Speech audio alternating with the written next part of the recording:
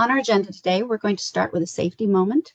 And as Seth explained last week, the reason we do these safety moments is because safety is a value at PGE, whether you are a lineman in the field, working from the office, working from home, or even working out in the garden. So we want to make sure we start our meeting with a safety moment, and I will do that. Then Tomas Morrissey will go over our 2023 IRP schedule and then present solar inverter loading ratios. We have two guest presenters today. Anna Mileva with Blue Marble Analytics. She'll present a grid path flexibility analysis. Andres Alvarez with Creative's Renewable Solutions will present a climate adaptation study. For PGE, Amber Ryder and Shannon Green will present final load forecast. Rob Campbell will present RPS modeling. And Sylvia Melchiori will present a price update.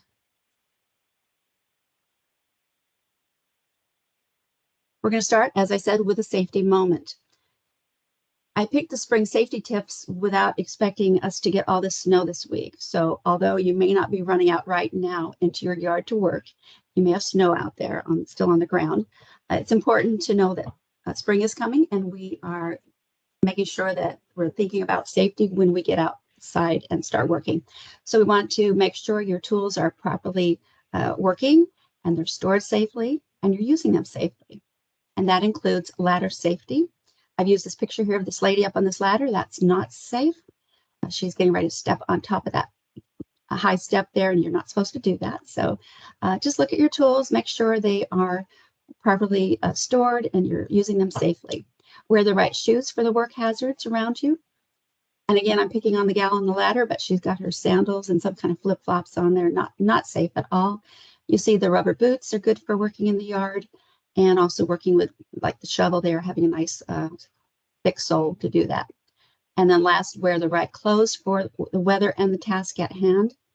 This person mowing the lawn is in shorts, and as maybe some of you have experienced, as soon as that lawnmower hits some gravel, there's going to be some issues with the legs there, the bare legs. So just make sure that you have the right clothes for the weather and task.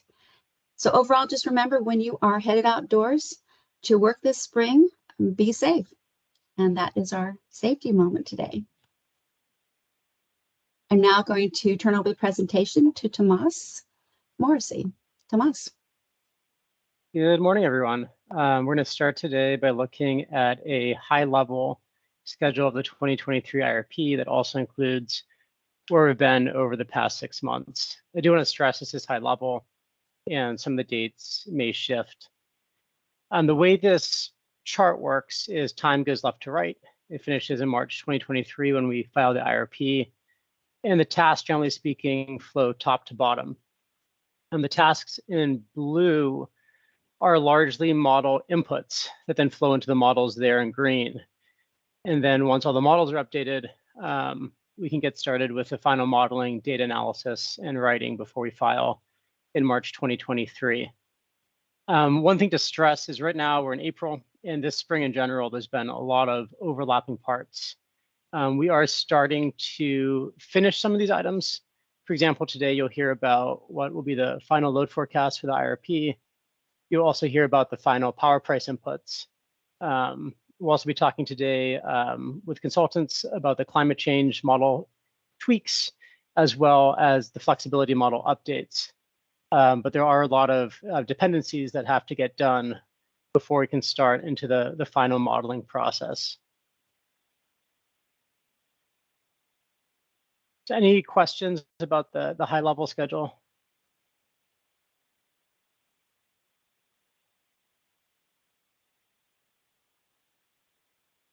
All right, two items, well, a couple items that you might not see in here, by the way. One is the Clean Energy Plan, that of course is a very important process for the company, but it's really a bit bigger than the IRP. It takes IRP inputs, and that's why it's not listed here. It also takes DSP inputs and inputs from other stakeholders.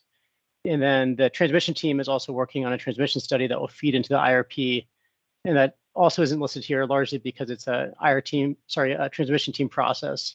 But we're expecting to be able to start integrating that into our models, hopefully early this summer. All right, next slide, please. Great, so that was a high-level IRP schedule. The next 10-15 minutes, we're going to talk a bit about solar inverter loading ratios. For those of you who are with us for the March meeting, we were asked by stakeholders to dig into solar inverter loading ratios and see how different ratios do in our model in terms of ELCC, or how they affect the capacity contribution of solar resources. So over the last month, again, based on the request of stakeholders in March, we dug into this a bit. And today we're going to walk through what we found. Let's go ahead and move to the next slide.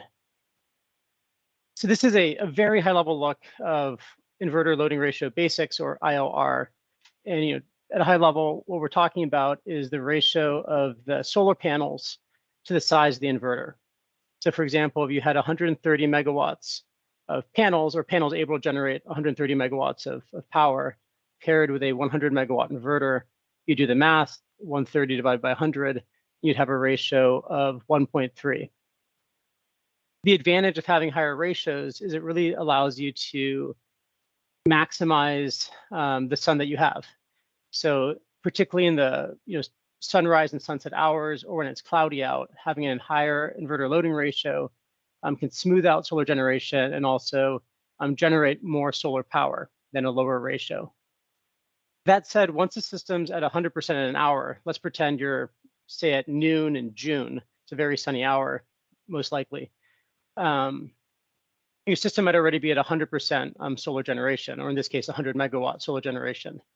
And if you're in that situation for that hour, adding more panels and increasing that inverter loading ratio isn't going to necessarily help you from a generation perspective. That extra energy will be clipped by the inverter. The exception there, of course, is if you had a hybrid project that has storage associated with it, in which case you could push some of that excess generation into the battery. Any questions on this slide before we jump forward? All right, next slide, please. So one thing we did is we did a quick survey of the ratios being used in different IRPs and planning documents around the Northwest. And this is what we found. The first one is PacifiCorp's 2021 IRP, and they have an IOR of 1.3. And they note in their IRP that this is reduced from 1.46, which they used in prior IRPs, and they made that reduction based on industry trends. Puget had an IOR of 1.2 in their 2021 IRP. Idaho Power has used 1.3, which I believe is based on their existing projects. We're proposing the value of 1.34, which is based on a public NREL study. And then finally, the Northwest Power and Conservation Council's 2021 power plan has a value of 1.4. However, the way they got to that 1.4 is they did a survey of different IORs across the region, and the only ratio that was higher than 1.3 was PacifiCorp's, and it's from PacifiCorp's 2019 IRP, which has since come down to 1.3. Let's move to the next slide, please. As I mentioned earlier, we're proposing to use a ratio of 1.34. Sorry, I have a bit of a cold. And that's based on an NREL study, the US Solar PV System and Energy Storage Cost Benchmark Study. And we pulled that number out of the study that was published in January 2021. And they call it the 2020 study. The 2021 study was published in November 2021, so a few months ago. And interestingly, they saw a drop in the IOR value from 1.34 to 1.28, which is similar to what PacifiCorp noted in their IRP. Let's go ahead and move to the next slide, please. So we were asked to try 3 different inverter loading ratios in our model. The one we used previously, the 1.34, as well as 2 higher values, 1.5 and 1.7. And we tested those at the Christmas Valley proxy solar site. And as a reminder, the data we're using for Christmas Valley also come from that public NREL study. So it's going to be the exact same parameters. The only thing we're changing is the inverter loading ratio. Next slide, please. Before we take a look at how the inverter loading ratio impacted solar production, I want to stress that in our model in year 2025, what we're seeing is that the majority of outages are occurring at evening or in the nighttime. This graph is showing when outages are occurring first in the summer in the left panel and in the winter in the right panel. And the highlight is given to hours where there's more than 500 outages. And you'll notice in the winter, in the summer, the outages are predominantly in the evening and nighttime. In the winter, you have your morning ramp when you have load as people wake up and turn on their heaters. You don't have a lot of outages midday, and then you have an evening outage band as well. I looked through this specific case. This is the QF1 case we discussed for year 2025 in last month's roundtable. And in this specific case, we are seeing, again, the majority of outages occurring either in night or evening hours. Let's go ahead and move to the next slide, please. So we re-simulated solar generation at Christmas Valley under these different inverter loading ratios. And these are the results of the generation at an annual level. You'll notice that the top panel is at what we're using 1.34 inverter loading ratio. The mid panel is at 1.5, and the final panel at 1.7. And in every hour, you are getting more generation from the higher inverting loading ratios that you'd expect. At an annual capacity factor basis, it's bumping up about 2% per tier, 28% at the 1.34, 30% at 1.5, and 32% at 1.7. Next slide, please. This is the same concept, but now we're looking at the winter months where we're seeing the most outages, which is November, December, January, and February. The highlight has been added to hours where we see more than 500 outages in the adequacy model.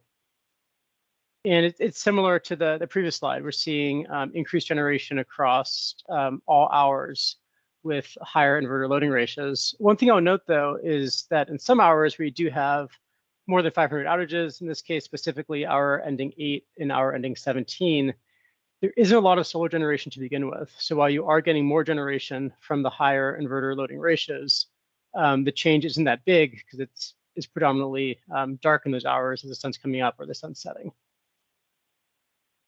Next slide, please. This is the same concept, but now we're looking at the summer months where our model sees the most outages, specifically July, August, and September. And again, you are seeing more generation through all hours with higher IORs. But again, the hours where you're seeing more than 500 outages in the summer, it's just hour ending 18 and hour ending 19. And while you are getting a boost in hour ending 18, by the time you get to hour ending 19, and keep in mind, this isn't standard time. So hour ending 19 is standard time, that's hour ending 20, daylight time, which we're experiencing in the summer.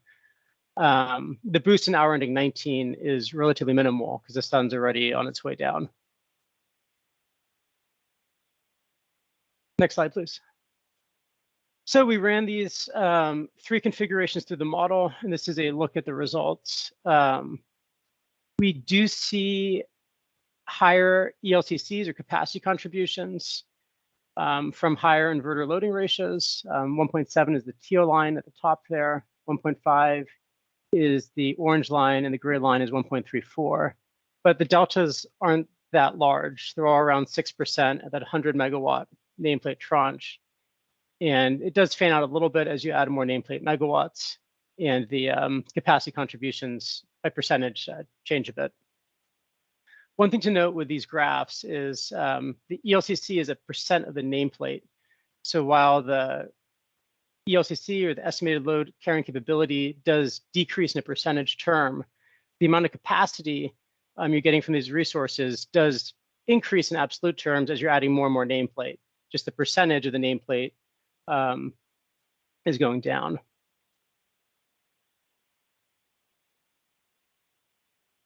All right, last slide. So for the 2023 IRP, we were planning to use an inverting loading ratio of 1.34 for solar projects. We find this values at the high end for Northwest IRPs. And recent trends that we're seeing both in PacifiCorp's 2021 IRP and the most recent NRO report indicate lower ratios. Perhaps most importantly, we were asked by PUC staff and stakeholders last time around to use public data for resource assumptions. And that's why we're really leaning heavily on the NRO data for this IRP. We want to make sure that the numbers are easy to find and transparent. And lastly, moving to an inverter loading ratio above 1.34, at least in the test we ran, had a minimal impact on capacity in PG system model. It looks like we have a couple questions on the phone, and I'm not quite sure who raised their hand first. I think Roy raised his hand first, I think. Go ahead, Roy.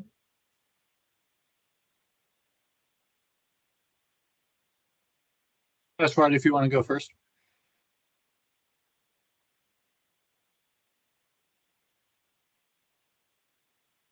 I see Roy's hand up, but I don't know. You might be muted. We're not able to hear your question currently.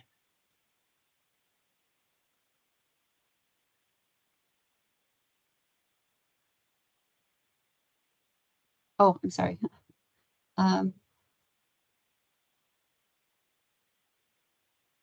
Okay, Fred, we can go to Fred right now. Fred has a question. Hi there, everybody. It's Fred Hewitt, Northwest Energy Coalition. Thanks, Tomas. Thorough as usual, and I agree with the basic approach here. The NREL data really is the best out there, and it's not perfect. There's a bit of a kind of a like legacy aspect to it, because by the time data becomes public and they can include it in the analysis, it's a year or two old. But I think basically, it's, certainly for the ILR, it's really good. It's the right thing to really focus on. But that said, I think this is all true for standalone solar. The situation with hybrids is a lot different, and a little, I would say, more difficult to really assess at this point, because we're still early in the evolution of the hybrid solar storage kind of systems out there. A lot probably depends on the particular business model that a developer has, or their sense of what the market needs. But the hybrids are coming along precisely because of the alignment of solar output versus net peak or net load is, it's not the best, obviously. Although solar has especially in California, solar has the impact of pushing the net peak, later in the day. It's actually solving a big problem, especially in California, which is overdependence on gas. And I don't think that the duck curve gets enough credit for that, but yes, it does. It does not. And we're seeing the same assessment in California. Studies that Osterpay and others have done, ELCCs for solar that are very low, 3-4%. But when you add the storage, the ELCCs zoom way, way up. In the E3 or Osterpay analysis in California, which is a somewhat different situation, of course, the ELCCs for the hybrids go up to above 90%. Why? I mean, it's really obvious. It's because now you're shifting the energy to where the peak is and where the capacity need is. So all that said, I think that we are going to see a pretty significant shift, and we can see this in the transmission queues already, toward hybrid projects. It's a little hard to tell from those queues what the effective inverter loading ratios are. But let me give another interesting example you may be familiar with or not.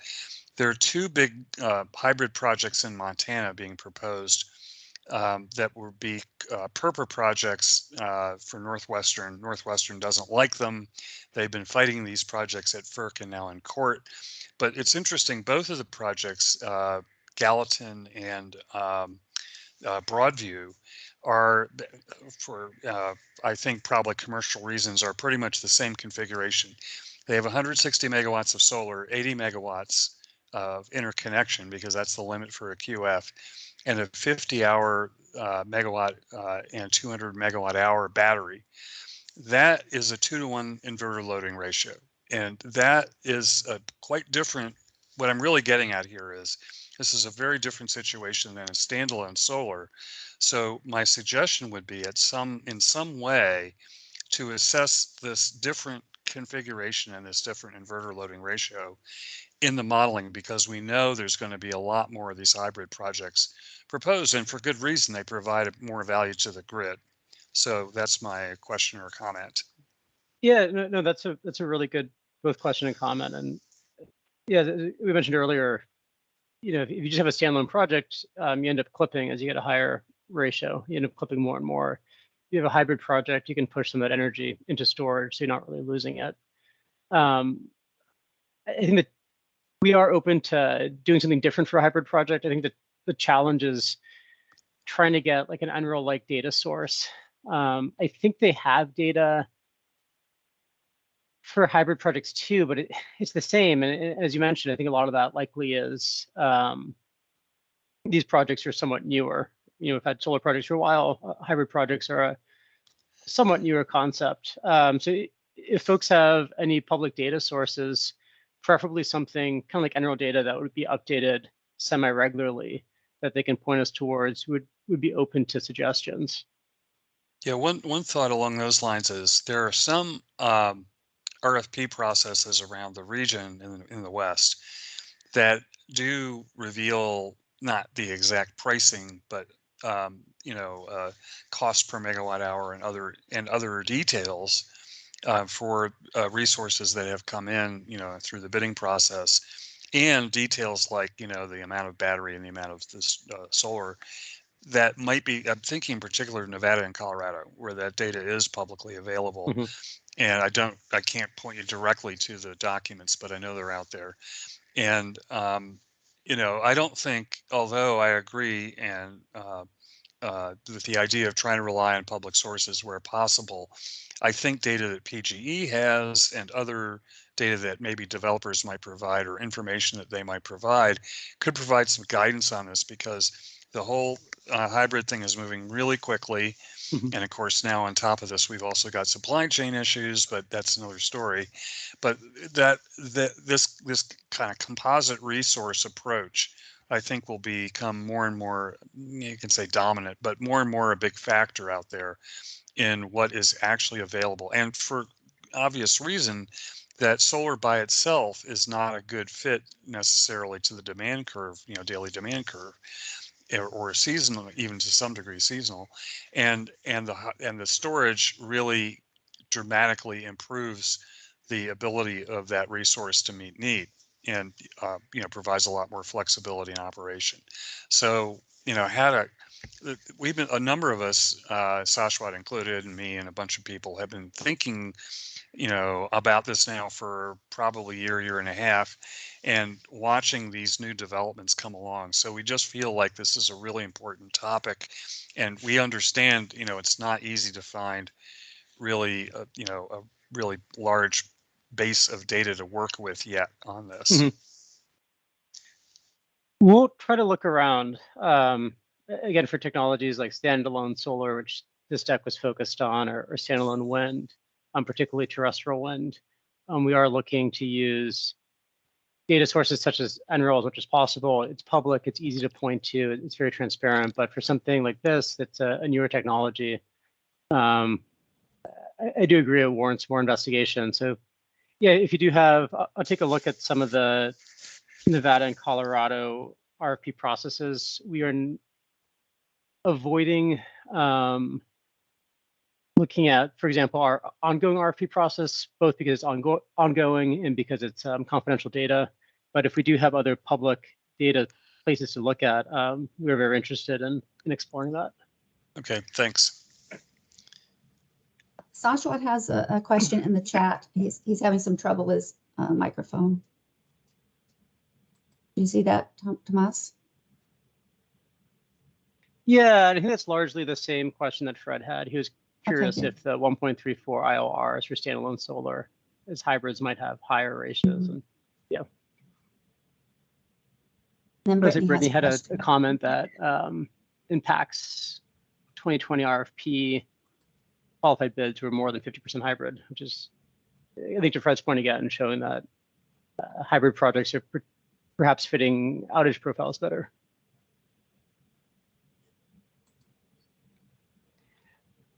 All right, other questions or comments?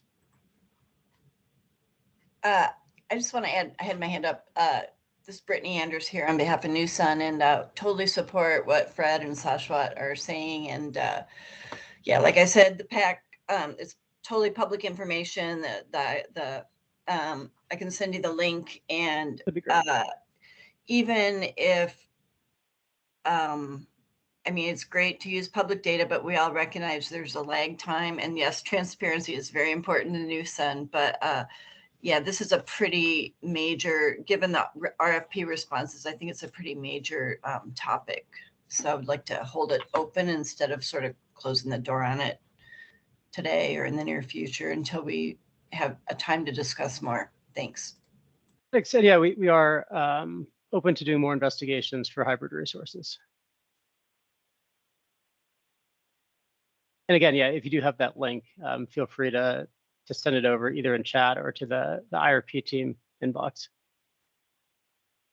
If I could step in here, Yep. Tomas, just to clarify that last point, Brittany, it's important to note here that we are open to further exploration of hybrid resources for our standalone solar resources. This is what we're doing for the 2023 IRP. Well, okay, then why, so where's the 1.34? Why would you be stuck on that? So We for think mature, it's- go ahead. Go ahead, Tomas. So for mature resources, we think 1.3 for standalone solar, and we think 1.34, as we presented today, is a good representation of a standalone resource IOR. And for mature resources like standalone solar, we are pointing to NREL data to increase transparency. But it looked like your benchmark was other IRPs. No, this is from an NREL benchmark study. We're So comparing to other IRPs for context. Yeah, okay. Because I know what's being built in Oregon today, that wouldn't be the standard. So I mean, recognizing the huge desire for transparency and public sources, there's also, you know, a need to balance that with lag time. And if you look at what's being, you know, studied on interconnections today, I don't know if there's a way to do a hybrid approach or balance, but I'm certain that that's going to continue to be a controversial issue if it's etched in stone for the 2023 IRP. It's only March or April of 2022. Yes, but we need to start locking down decisions, and this is the decision that we're going to go with. The entire presentation that Tomas just went through justified why we think this is an appropriate decision. Open to feedback at any time, but this is what we're going with, and we need to move forward. Well, then I have a question about the breadth of resources then, because again, when I look at PacifiCorp's IRP, I have pages and pages of resource options of various configurations. And so why is the set so small for PGE, recognizing that you're a single state utility? Yeah, that's a great question. So one of the, you know, very classic problems in capacity expansion modeling is the trade-off between specificity and flexibility. So right, we've had this conversation a few times for sure. Yes, and so it comes down to a judgment of how many options to include versus how many different runs to do. So PacifiCorp, as you know, you can see in their IRP includes a tremendous amount of resources, but their model takes a very long time to run, and they don't have the ability to nimbly answer.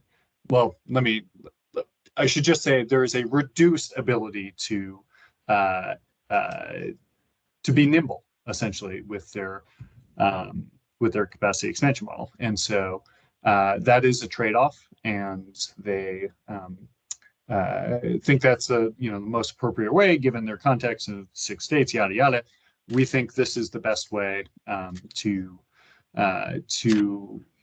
provide sufficient detail in terms of resource options while still being able to nimbly address various stakeholder concerns. This is, based on the experience that the company has had in the regulatory environment over the last couple IRPs where we heard, the questions that we had. So it is a judgment call. This is the judgment that we're employing for the 2023 IRP. So nimble, wouldn't nimble also mean the ability to incorporate as appropriate, actually, different information upon request, especially. I guess I'm just, it's good. I get it. You're the company, it's your business, but I'm not looking forward to this becoming a whole bunch of work as we write a bunch of things and try and get some additional standalone solar options instead of just one. Well, there are three, and 3 locations, right? Three locations. Yeah, Yes. but not 3 ILRs. No, we are using the 1.34 for the 2023 IRP. And if you look at what's being built over on the other side of the mountains, 1.34 would not be a good number. Okay. Yeah. I mean, I think we hear the argument that you're making. That has to be balanced against the data sources that we use. And we think we are, again, employing the best judgment for this problem as possible. Okay.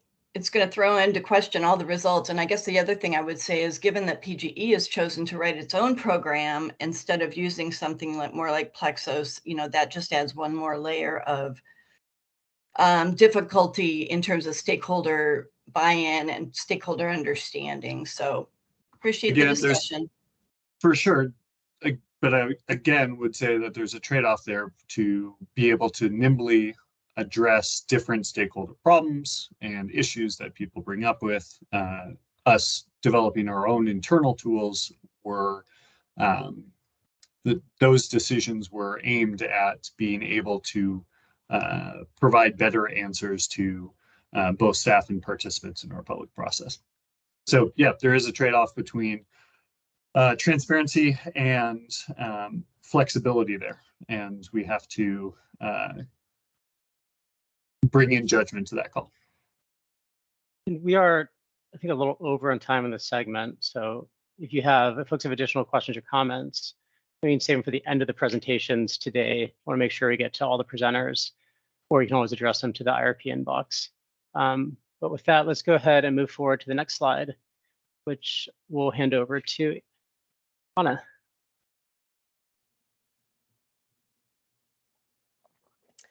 Yeah, good morning, everyone. Could I have the next slide, please? So my name is Anna Mileva. I am the founder of Blue Marble Analytics. Blue Marble provides consulting and software development services on power system planning, renewables integration, low carbon energy policy. And I myself have over a decade of experience sort of developing and applying a wide range of tools for electricity grid planning and operations. So I have actually been involved in the last 2 rounds of the Portland General Electric IRP back in 2015, 2016. I was working at E3. I was a technical lead in E3's resource planning practice area. And for the 2016 IRP, I led E3's work with the recap model to conduct PG's capacity adequacy and reliability study. I also, in the 2016 IRP, supported the flexibility study. By 2019, I had left E3, I had started Blue Marble, and I was engaged by PG to conduct the flexibility adequacy analysis in the 2019 IRP with PG's round model. So next slide, please. For the 2023 IRP, PG has once again engaged Blue Marble to conduct the flexibility analysis. This is just a quick overview of scope here. So the flexibility analysis is actually a set of studies, 3 studies to be precise. The first one is this flexibility adequacy component. It really explores the question of flexibility adequacy and then flexibility needs. This component kind of seeks to understand whether the system has sufficient flexibility to remain reliable. The question is really, are there reliability issues that arise from operational constraints such as ramp rates, minimum up and down times, or from, say, forecast error and commitment decisions that were made with imperfect information. In this component, I guess we'll also be looking at the contribution of different types of resources to flexibility adequacy.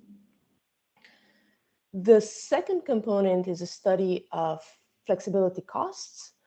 So adding new variable energy resources, such as wind and solar, can impose additional flexibility requirements on the system.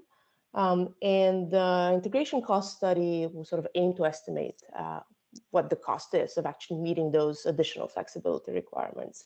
So we'll be looking at the operational cost of integrating VERs into the system reliably. These costs are things like additional fuel costs, additional variable O&M costs, or startup costs, as well as potentially the costs and revenues associated with market interactions. And then finally, the third component of the flexibility analysis seeks to understand the value of flexibility provided by different types of resources. It could be energy storage or gas generators that are helping to integrate VERs, flexible loads potentially. But this sort of flexibility value component encompasses sort of various operational streams such as reserves, things like load following regulation, spin, non-spin, as well as things like, again, ramping and forecast error mitigation, which are sort of separate value streams from a resource's energy value potentially. And then in the previous IRP, these three studies were conducted using RUM, which is a PGE-developed production cost, multi-stage commitment and dispatch model. But for the 2023 IRP, we will instead use Blue Marble's GridPath platform in a way very similar to the way that RUM has been used in the past. Next slide, please. So let me give you just first a quick overview of GridPath, which again is Blue Marble's sort of power system planning platform. GridPath is actually a kind of an ecosystem of power system planning tools. It integrates production cost simulation, which is what we'll be using here for the flexibility analysis. But it also has capacity expansion, asset evaluation, sort of resource adequacy modeling functionality, sort of all within the same platform. All of these approaches will share the same data structure and really sort of common data, common modules, which can allow us to go between approaches more seamlessly. In integrated resource planning, we often need to use multiple models that sort of feed into each other. But for our purposes here, importantly, GridPath is entirely open source. The code base is available on GitHub. It's very transparent, can be viewed, used, vetted by whoever is interested. There's also extensive documentation that is also available online, sort of updated with each GridPath release. And GridPath has sort of a growing user community. So at this point includes government agencies, labs, utilities, as well as sort of consulting firms and sort of various advocate groups. And then finally, we have benchmarked GridPath, and we've produced substantially similar results to, for example, E3's Resolve capacity expansion model, as well as production cost models that are industry standard, such as Plexos. Next slide, please.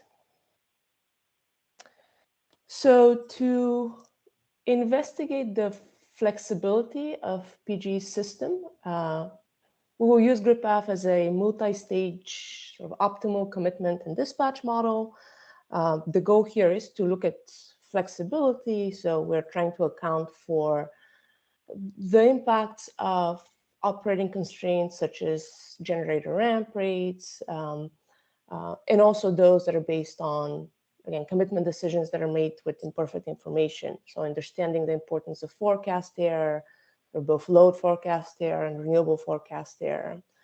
There are a number of other sort of pieces of functionality that we'll be using. Important considerations are gas availability constraints, for example, also modeling operating reserves, including load following, spin, non-spin regulation. And again, the ultimate goal here is to understand whether the system can respond to shorter term variability of load of renewables, as well as contingency events. So what we'll be doing is we'll be running simulations in 3 stages that sort of correspond to a day ahead, an hour ahead, and a real-time stage. The day ahead stage describes system commitment and scheduling that's based on load and renewable forecasts sort of the day before the operating day. Next, we'll be moving to an hour ahead stage, which will sort of adjust system generation and market transactions sort of based on an updated kind of now hour ahead forecast. And finally, in the real-time stage, the system will have to ultimately dispatch based on the actual operating day conditions, as well as the decisions that were made in the previous stages, including whether or not generators were committed, what market transactions took place, things like that. And next slide, please. So finally, just kind of a quick status update. So GridPath is, of course, a new model for PGE. So we have had to, first of all, get GridPath to run on PGE infrastructure, make some adjustments and updates to the model to sort of kind of accurately represent the PGE system in a good bit of granularity. We have been also just building, porting over the data to build a GridPath data set of the PGE system. And we now do have a running model with sort of draft inputs. So the goal for the next few weeks is to start finalizing most of those inputs, and then start producing some draft results by the end of May, early summer timeframe. So next slide, please. Just thank you for your time. This is my email address if you'd like to contact me with questions, comments, and of course, happy to answer questions now.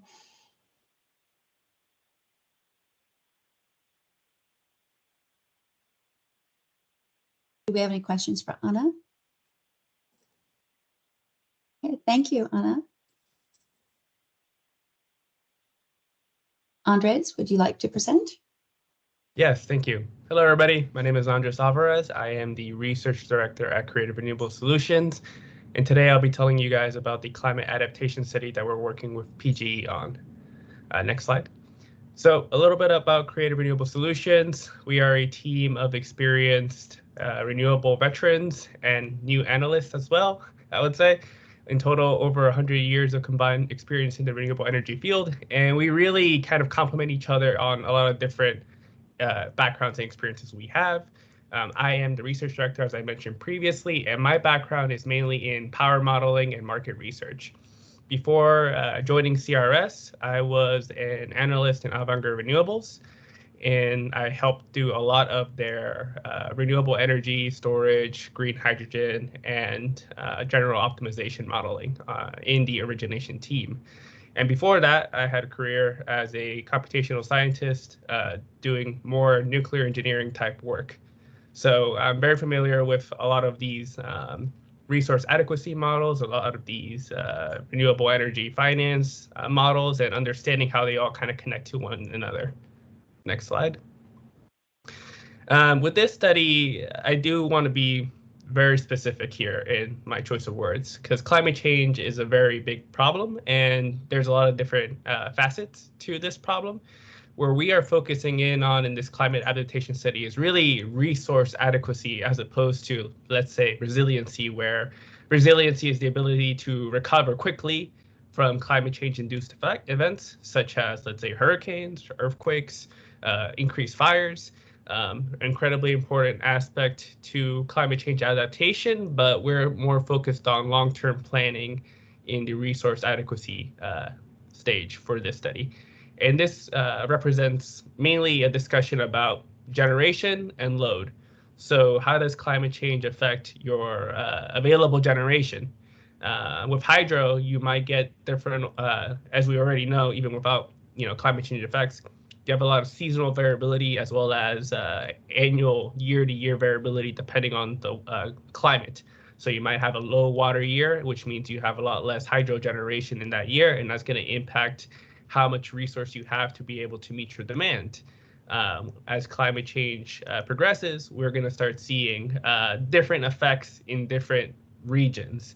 because of how snow might melt in one area means there might be some increase in hydro productions in one region, but it might mean there's a drought in another region and there's less hydro there.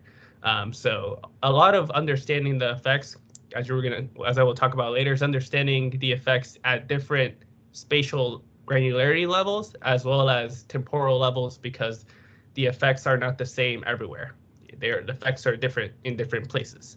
The same can be said about wind patterns and speeds. In certain studies, you might get an increase or decrease in wind speed depending on where you are and what your general current model, which is the global climate model, says. Solar, there's been discussions as well about how increased temperatures can reduce the temperature efficiency of the solar panels, reducing the amount of output that you could have from the solar. But at the same time, you might have additional irradiance in certain areas, which might improve the NCF at other areas. With thermal facilities such as gas, coal, and nuclear, for that matter, increasing temperatures could increase the increasing air temperatures could increase the cooling water temperature of different ponds that these facilities take water from to cool down their steam cycles. So what that means is that actually might impact how much capacity can be run, because they can't run using overly warm cooling water. And forced outage. This is one that isn't really discussed too much, but it's rather important. Right now, in a lot of resource adequacy models, we assumed a fixed forced outage rate for all different types of resources, including and most importantly, gas resources. As we have seen through looking at historical data from different extreme events that happen in PJM or in ERCOT, there is an increase in the number of outages that tends to occur during extreme cold events or extreme hot events. And understanding that influence, understanding that pattern is important to incorporate into your resource adequacy models, because if you're assuming a 3% forced outage rate, which means that you expect to have your capacity 97% of the time, but in reality, if it's if under cold or extreme weather events, you might actually have a forced outage rate of 10%, that's going to affect the calculations as to how much generation you have. And I think load, is one of the ones that's more well understood. We all know that when it gets super hot, people turn on their ACs, and that means that there's going to be more electricity demand. When it gets super cold, people turn on their heating, and that again causes more electricity demand. But what we're seeing from recent temperatures is a shift from, at least in the Northwest, a shift from very cold winters to more warm summers, and understanding how that affects the overall load shape, and understanding how quick that transition might happen, or if it's going to happen, is a very important piece of understanding what are the best resources to select that to match that new load shape. Next slide. So our approach for this study is really, first, let's just toss a really wide net. Let's go look at what different IRPs are saying about climate change. Let's go see what academia is saying, different academic institutions. Let's go see what the national labs are saying about climate change. What are the different effects? How much of an impact is that on the generation? How much of an impact is that on the load? What are the different models and methods that they are using to come up with these numbers? What are the limitations and the uncertainties? And how is there a standard approach that we start to see as we review more and more of the literature that's available out there on climate change impacts to electric systems? We'll then consolidate results and figure out which ones are the most impactful to focus on first, because you can't focus on everything all at once. You got to create a prioritized list. So which ones are the ones that, based off all the studies, seem to be the most impactful to PGE's system given their portfolio mix? We'll make our RA modeling recommendations, and then think about how can we apply certain methodologies to their existing resource adequacy model, which is the Sequoia model, and how do we think about incorporating future-looking climate change as well with the historical data that we already kind of used inside the resource adequacy modeling. Next slide. And a couple just preliminary kind of results that you can see here from our investigation so far. And I do want to caveat all this and be very specific again that climate change is very regionally dependent. And right now there's a lot of uncertainty with the way the models work with respect to what the temperature change is going to be and how granular of data those models provide. Typically, again, and before I go into the specifics of the results here, typically the way it works is there is a general current model, which is a global climate model that models temperature, weather patterns that one can expect on a global scale. Those are typically very coarse models, meaning that they have to break up the world into very large layers of land when you think about it as a grid. And these grid sizes are very large because it would be a lot of data processing, a lot of computational time needed to be able to process very granular grids for Earth. So they try and bring it a lot coarser to get a general sense of how climate is changing. They then push the model results from this general current model into what's called a regional current model, which takes the global data and tries to make it a little bit more granular on the regional basis. So instead of taking a look at the world, we're now maybe looking at, North America. But then this data is still very coarse. It's still not, we're still looking at potentially data that is encompassing multiple counties because the grid that they're using is still so large. And if you guys have looked at wind patterns and solar patterns, we all know that, there could be a very large difference in how good renewable resources, depending on a few kilometers, just because of the topography of different areas. So then you got to take another step and push that through a weather forecasting model, which uses historical data and tries to align the larger global and regional model outputs into something that is at a 4x4 kilometer granularity and on an hourly basis that can then be used for different models. People have done these types of studies in the past, and these are kind of the results that have come out of those studies. So I try to focus on the Northwest because that's the region we're looking at for PGE, but across different regions, they have performed different studies, and unfortunately, not everything has been focused on the Northwest. So I put them here as examples for now. So in the Northwest for hydro, specifically, there's a disagreement between different models on whether annual generation will increase or decrease. I'm putting a little star there. Still doing a lot of verification, but one model or one study said that under drought conditions, you could expect hydro generation to decrease by 26% in the Pacific Northwest. And as temperatures increase, there's a higher frequency of these drought events that could be occurring that we need to prepare for. Another study that talked about California mentioned that rising temperatures would reduce hydropower generation by up to 8.2% in California by 2050. So overall, in the West, what I have been seeing is that there tends to be a decrease in hydro generation, although I will say more research needs to be done on the hydro generation specifically because there seems to be a little bit of a disagreement in academia here. Now with wind and solar, it tends to be a little bit more clear cut. But again, with the exception that it's clearer cut, but it depends on the region you're looking at. Rising temperature is likely to decrease wind output in the central U.S. by 8 to 10%, but it's expected to increase generation in the eastern U.S. by 2050, according to one of the studies that I reference here. In another study, it talks about how wind generation potential may reduce by 40% in the spring and summer months due to a 4 to 6% decrease in wind speed in the Northwest. And that one is a little bit more dramatic. So again, I'm trying to give you guys a sense of the range and the uncertainty. Other studies have shown no changes whatsoever. This study is showing potentially up to 40% in certain months. Now, the annual average change might be different, but there's a lot of uncertainty on the seasonal aspect as well. So for solar, the change is a lot less large of an uncertainty.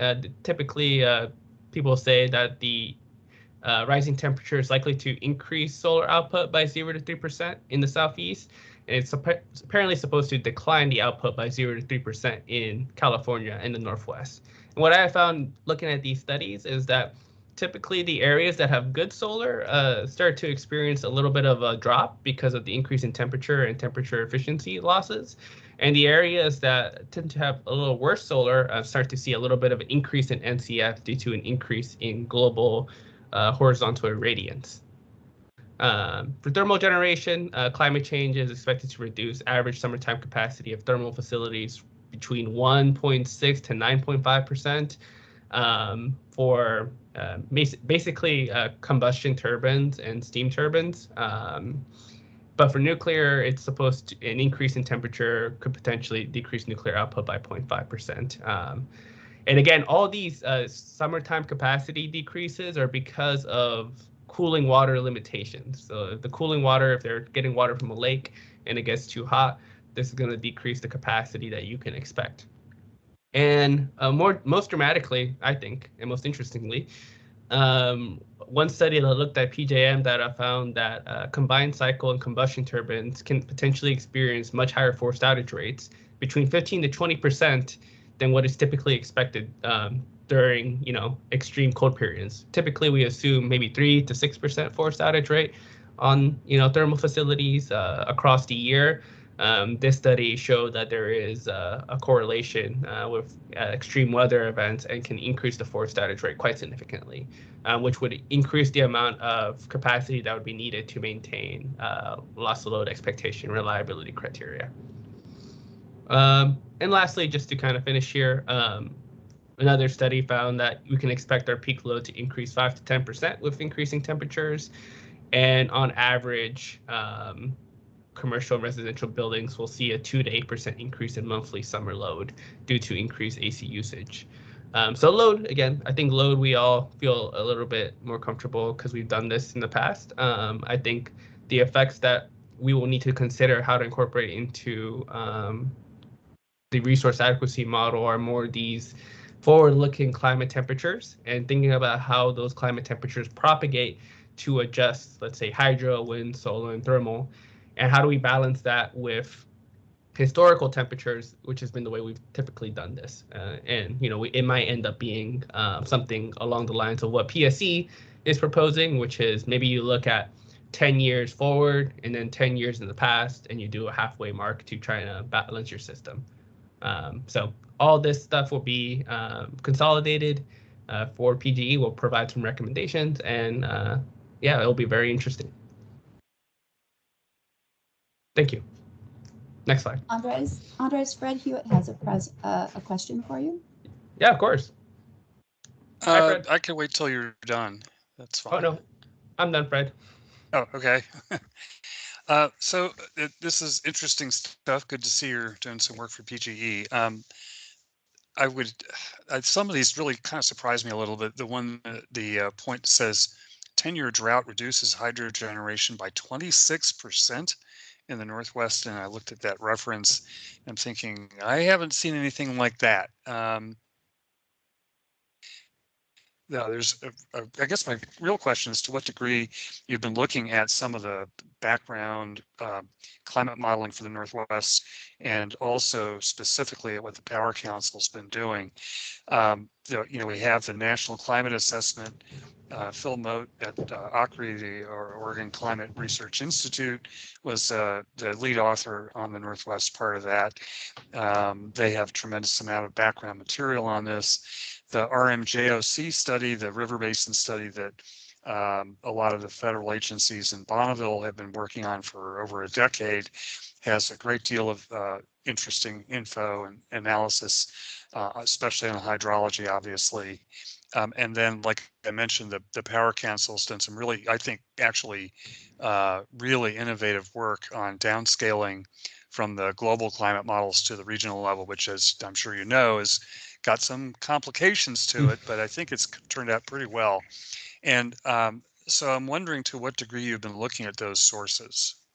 I'd say I actually put a heavier influence on those sources. I have been actually following the Power Council for quite a while, and I've seen that they have done resource adequacy studies using these climate change forecasted temperatures that they've been working with different agencies on, and how that has influenced some of their results. So what I would say is, Fred, a lot of these numbers that I'm showing here is just to show you a range of what the world says. But I tend to rely a little bit more on Northwest specific agencies that have done these kinds of studies, especially for hydro. But I need to take a look at what is academia, what is everybody saying, to get a range of what the impact might be before I, start narrowing down into the studies that I think we should actually use as kind of benchmark ways. But I think the Northwest Power Pool and the different studies that they've done in the past, and also as well as the different data sets that they're using, make the most sense to use as reference data sets or implementation for thinking about climate change. Yeah, okay, fair enough. Research on these sort of general issues goes back at least 25 years in the Northwest. I don't know all of it, but I know a little bit about some of it. And it's always shown the Northwest, unlike the West as a whole, is less likely, I wouldn't say it's totally impossible, to have less precipitation with climate change, even with like RCP 8.5. Unlike the rest of the West, which is definitely already into a drying, general trend. And of course, we have these drought periods. The results of the Northwest have always shown that there's, you can actually see either, a slight decrease or a slight increase in precipitation. And similarly with temperature, because of the influence, the way that the Pacific, Eastern Pacific, meaning, offshore of Oregon, Washington, behaves and under various kinds of climate change scenarios, but with a lot more interannual variability. And with increasing temperatures in the wintertime, especially, that really changes the snowpack and all those other kinds of dynamics. So I think this has really been pretty well studied, which is why it surprised me to see something saying a 26% reduction. That's a lot. Yeah. We do see years that, and traditionally Northwest has always had very, very large variation. Hydro last year was a really pretty bad, not all time, but pretty bad year for hydro. Within the last decade, we've had very high years. It already varies a lot, and the climate change will probably increase that variability. But the other really important thing that I think has not really been getting enough attention is, while hydro variability is very important for us, obviously, demand variability driven by climate variation is even more important. And the other thing the council has done that I really appreciate is a lot of work on that side. Masood Jarabshi in particular, who's their demand forecaster and economist. And so I really think we have a very rich basis of data and analysis to draw from. It's going to, the models vary a lot. If you run 3 climate models, like the council has picked 3 out of the 20 or so, 23 or whatever there are globally that really are recognized, even within those models, even within an individual model, different runs produce a wide variation, and then across the 3 models. But I think they're really, they've done a lot of really good work to look at that kind of inherent variability in the analysis. And the demand side is the one that really strikes me as needing a lot more attention. So I just wanted to say that, because I think PG's given we're just going through yet another Arctic event right now here in Portland. We had this completely unusual snow event. Those kinds of things can, it happened more or less at a shoulder period in the annual demand cycle, but that's what happened at the end of last June. It's with more of those events, I think we're going to have to look a lot closer at the demand side. So just wanted to put that out there. Thanks. Thank you, Fred. Totally agree. And points taken, and we'll definitely be sure to, leverage those resources. And the one thing I do just want to emphasize here is, again, climate change is going to impact every single system differently because it is such a spatially granular effect that sometimes statewide descriptions of numbers aren't truthful to system specific numbers. And we just want to, when we start looking at, incorporating this for PG specific, I expect, these numbers are going to be very different for PG compared to, let's say, PSE versus somebody else, just because of the spatial granularity and temporal granularity aspect of how these models work. And there's always going to be a huge amount of uncertainty because there's always a huge amount of uncertainty with these climate models. So there's going to need to be a balance made between how much do you weigh the forward-looking model results versus the traditional way that resource adequacy has been done.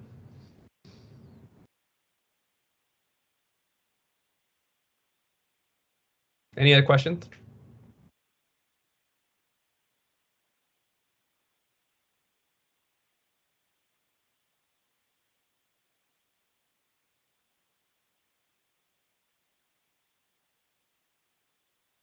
Go ahead, Andres. We're good. I think no more questions.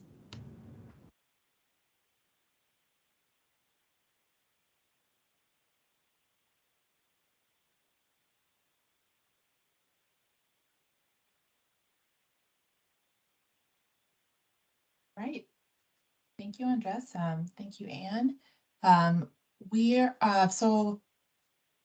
I'm going to get started with the load forecast update, and I'm going to add a little bit about how we consider weather in the current load modeling to follow up on that conversation a little bit. But let's go ahead. So I'm Amber Ryder. Shannon Green will also be presenting part of the load forecast here today. And let's move to the next slide. So I wanted to start off on a recap of kind of what we presented in the previous roundtables. So in October 2020, we presented the impact of COVID-19 on energy deliveries. And then in June of 2021, we presented with a focus on our forecast model, the preliminary long-term models, and selected drivers. Today, we're going to review the approach kind of at a high level. We presented these first two slides to you before, but the methodology is very relevant to how the long-term growth rates are used. And then I'm going to share an update on the recent trends in energy deliveries. And then I'll kick it over to Shannon, who will discuss the result of our our updated long-term models. So let's go ahead and go to the next slide. All right, so this first slide shows the larger components of the forecast model. On the left, we have our top-down econometric model. This is mostly what we're going to review today. And the model has a short-term and long-term component, which are going to be shown on the next slide. In the center, we have energy efficiency DERs. This includes rooftop solar and storage and electric vehicles. So these items will be presented in separate roundtable meetings with the Energy Trust, with PGE's DSP team. And then on the right side, we have the final load forecast, which is used for the modeling. It combines these two elements. But when we think about how to handle the load impacts of these center items, we consider only the incremental impacts to avoid double counting. So recognizing the long history of energy efficiency in Oregon, we consider the long-term EE trends to be embedded, so in the historical data, but also in the long-term growth rates. And because of this, the short-term model is adjusted, only the short-term model is adjusted to account for incremental EE savings. Long-term EE is embedded in the growth rates that we'll present today. So for the other DERs and EVs, these are emerging rapidly, and the expected growth is not embedded within the long-term trends. So we'll consider those as incremental load impacts for the full time horizon of the model.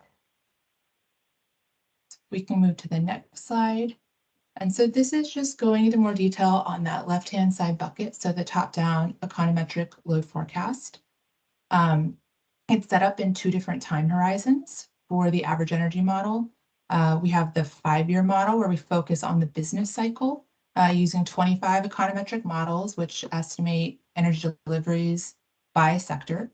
And then we forecast about 25 customers individually. And this allows us to capture specific changes in operations which might be out of sync with the broader regional economy. And we update this model frequently to support various planning and budgeting functions. Today, we're going to focus on the long-term model that's there in the center, and this is the portion of the model from 5 years forward. These are aimed at capturing long-term trends agnostic to the business cycle. The model uses a longer time horizon of historical data, and it's aggregated up to residential, commercial, and industrial models. The result is model output that is more stable over time. We update those annually to support the IRP. So finally, on the right, we have the peak demand model. This spans the full time horizon, and it estimates monthly peak demand as a function of average energy and weather variables. And I want to stay here for a minute. So I did mention that I talked briefly about how we embed our assumptions around warming. And so in the energy model, we do assume a trended gradual warming. We use a really simplistic linear trend right now, but we're interested to see the results from the CRS work and any recommendations that come out of that. But so right now we have a simple linear trend that includes gradual warming throughout the whole forecast time horizon in the average energy model. The peak demand model, and Shannon's going to talk about this a little bit more, uses 15-year historical average peaking events. So it does not include any assumptions about more extreme events, just uses the reference of the last 15 years. But there is additional analysis done to cycle through different weather years and how load behaves in the IRP process. That's just not embedded in our base average conditions load forecast. All right, so the next slide. I want to pause for a second. Any questions on methodology? The next slide is going to be trend, and then we'll go into the model result. No questions. All right. So on this slide, I want to start with describing the visual. It's kind of an odd look, but a really specific purpose for you today. This shows annual energy deliveries for the 12 months ending February. So the 2022 bar represents the 12 months ending February 2022. The 2020 bar represents the 12 months ending February 2020. So that can be considered a pre-COVID look. And then the 2021 is like a year one look. 2022 is a year two look. So for residential, we saw a really large increase in average usage that's reflecting more time spent at the home. And while there's a lot of month-to-month variability underneath that, following some of those phases we've seen with variance, the 2-year usage remains really elevated. Here you see a 0% change from prior year. I just want to note that underneath that there has been some decline, but we have offsetting customer growth of about 1% per year occurring in this visual here. So in the commercial segment, we saw large decreases in usage as closures occurred, down 7% for the full year for that first year. And then a lot of economic recovery in year two, up 5%. And we see recovery is really still being underway. So then on the industrial deliveries, and so the bars here are to scale, so you can see how the industrial growth is the smallest class, but the most rapidly growing. And the deliveries in this group have grown throughout the entire period. Some customers experienced some initial shutdowns at their facilities and pulled back a little bit, but then really overwhelmingly the growth has continued. This is really shows the importance of us forecasting some of the large customers individually because their expansions can be less sensitive to economic shocks. And work from home, we've also seen has boosted some of the need for data center capacity, which we've seen a lot of activity on in our service territory. So just important here is an update on energy deliveries trends, which kind of is a starting point for our near-term forecast and impacts the resulting model output. Any questions here?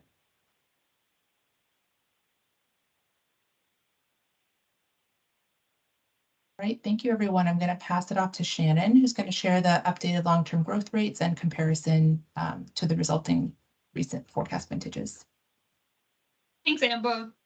So as we stated earlier, we presented our load growth models back in July of 2021. We didn't make any structural changes since we presented those models back in July, but we did refresh the economic drivers and our own data to reflect the most up-to-date data. The sector level growth rates did not change much, with residential dropping from 0.8 to 0.7 from what we presented in July. And that was driven by a drop in the Oregon population forecast, while industrial increased from 1.9 to 2%, driven by an increase in the Oregon personal income outlook. Commercial stayed stagnant at 0.2. There was a drop in Oregon non-farm, but it did not significantly impact the forecasted growth rate for commercial. So I'll pause quickly since anyone has any questions on how these changed from our last presentation.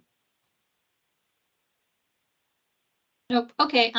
So going to the next slide. As I discussed, changes in the economic conditions will shift our sector level growth rate, but our total average growth rate has remained consistent at about 1%. So you can see that in this graphic. We present the last 3 updates, and that slope has remained constant at that 1%. However, near-term growth rates, near-term increases in average usage will shift the level of these models, which you can see in the recent years. And this is mostly driven by industrial growth that we've been seeing and Amber discussed in the last couple of years. And just as a reminder, Amber touched on this, but this summary does not include estimated energy impacts of DERs. Those will be layered later in the process. So those are not included in this graphic or on our growth rates. So going to the next slide. As part of the IRP process, we create different load scenarios that the IRP team uses in their analysis. And to do this, we reviewed the historical growth rates of these different economic drivers, looking at how they've changed and how they've been in the last couple of years. And then using that, we create these high and low economic scenarios. And then we run our models with these different scenarios to create a resulting high and low long-term growth rate, which are presented here. We estimated a high scenario of a 1.5% long-term growth rate and a low scenario of 0.4%.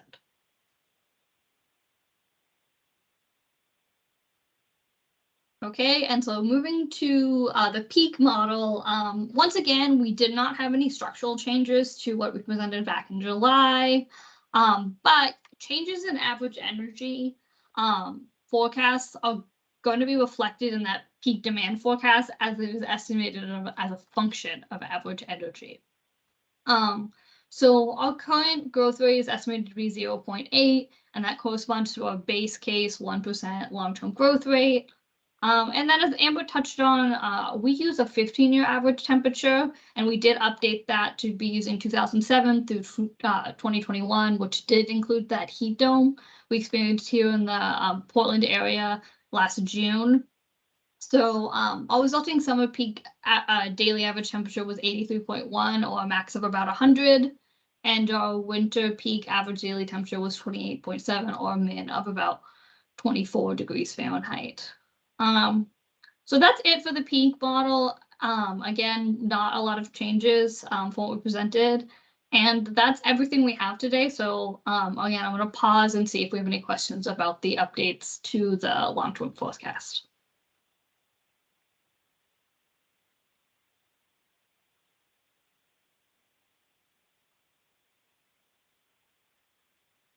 It sounds like there's no questions, so I'm going to kick it to the next section. Thanks, everyone.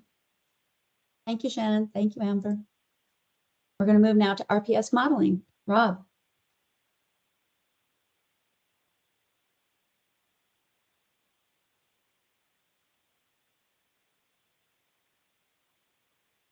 Rob, we can't hear you. Oh, sorry, yeah, unmuted now. There you go.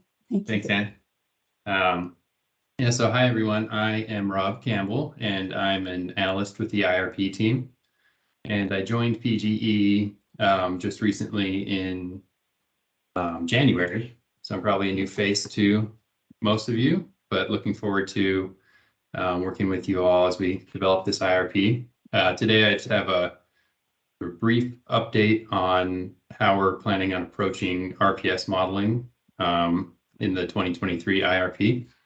So next slide, please. So first, looking at how we handled RPS modeling in the 2019 IRP, our portfolio expansion model, ROSI, developed capacity expansion pathways that minimized costs while ensuring resource adequacy and RPS compliance. And RPS compliance was enforced through a REC constraint, where ROSI simulated energy production from which RECs were generated, banked, and retired based on rules about both 5-year and infinite life RECs. And this ensured that PGE complied with RPS requirements for generation from qualifying sources by selecting pathways that built sufficient renewable energy generation to meet those requirements. So if yearly REC generation was less than that year's RPS obligation, ROSI would build more RPS resources to generate those RECs. However, both the size of our REC bank and the quantity of incremental RPS renewable resources being added for resource adequacy reasons meant that in the 2019 IRP, this was rare that resources were built to specifically to meet those RPS requirements. Next slide, please. So looking forward to how we plan on handling this in the 2023 IRP. When it comes to portfolio modeling, we now have a new big requirement to account for, and that's the CO2 emissions requirements for HB 2021, which are more stringent than RPS requirements. So looking at the target levels that we have to hit for the two different policies, it may not be immediately obvious when you compare the numbers in 2030 and 2035 that HB 2021 is more stringent, just because they're defined in terms of different units, because they're based on different metrics.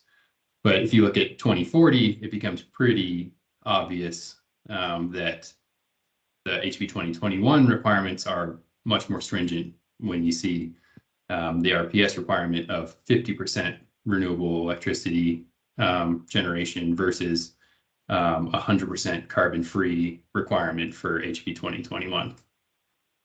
So as a result, ROSI's RPS constraints are now even less likely to be binding in portfolio modeling, and renewable resource additions made to meet HB 2021 requirements will always exceed the amount needed to meet RPS requirements. So, however, having the RPS constraint in the model does come at a cost, and that's a computational cost. And next slide, please. So as a result, our plan going forward for 2023 IRP portfolio modeling is that CO2 emissions will be constrained to comply with HB 2021.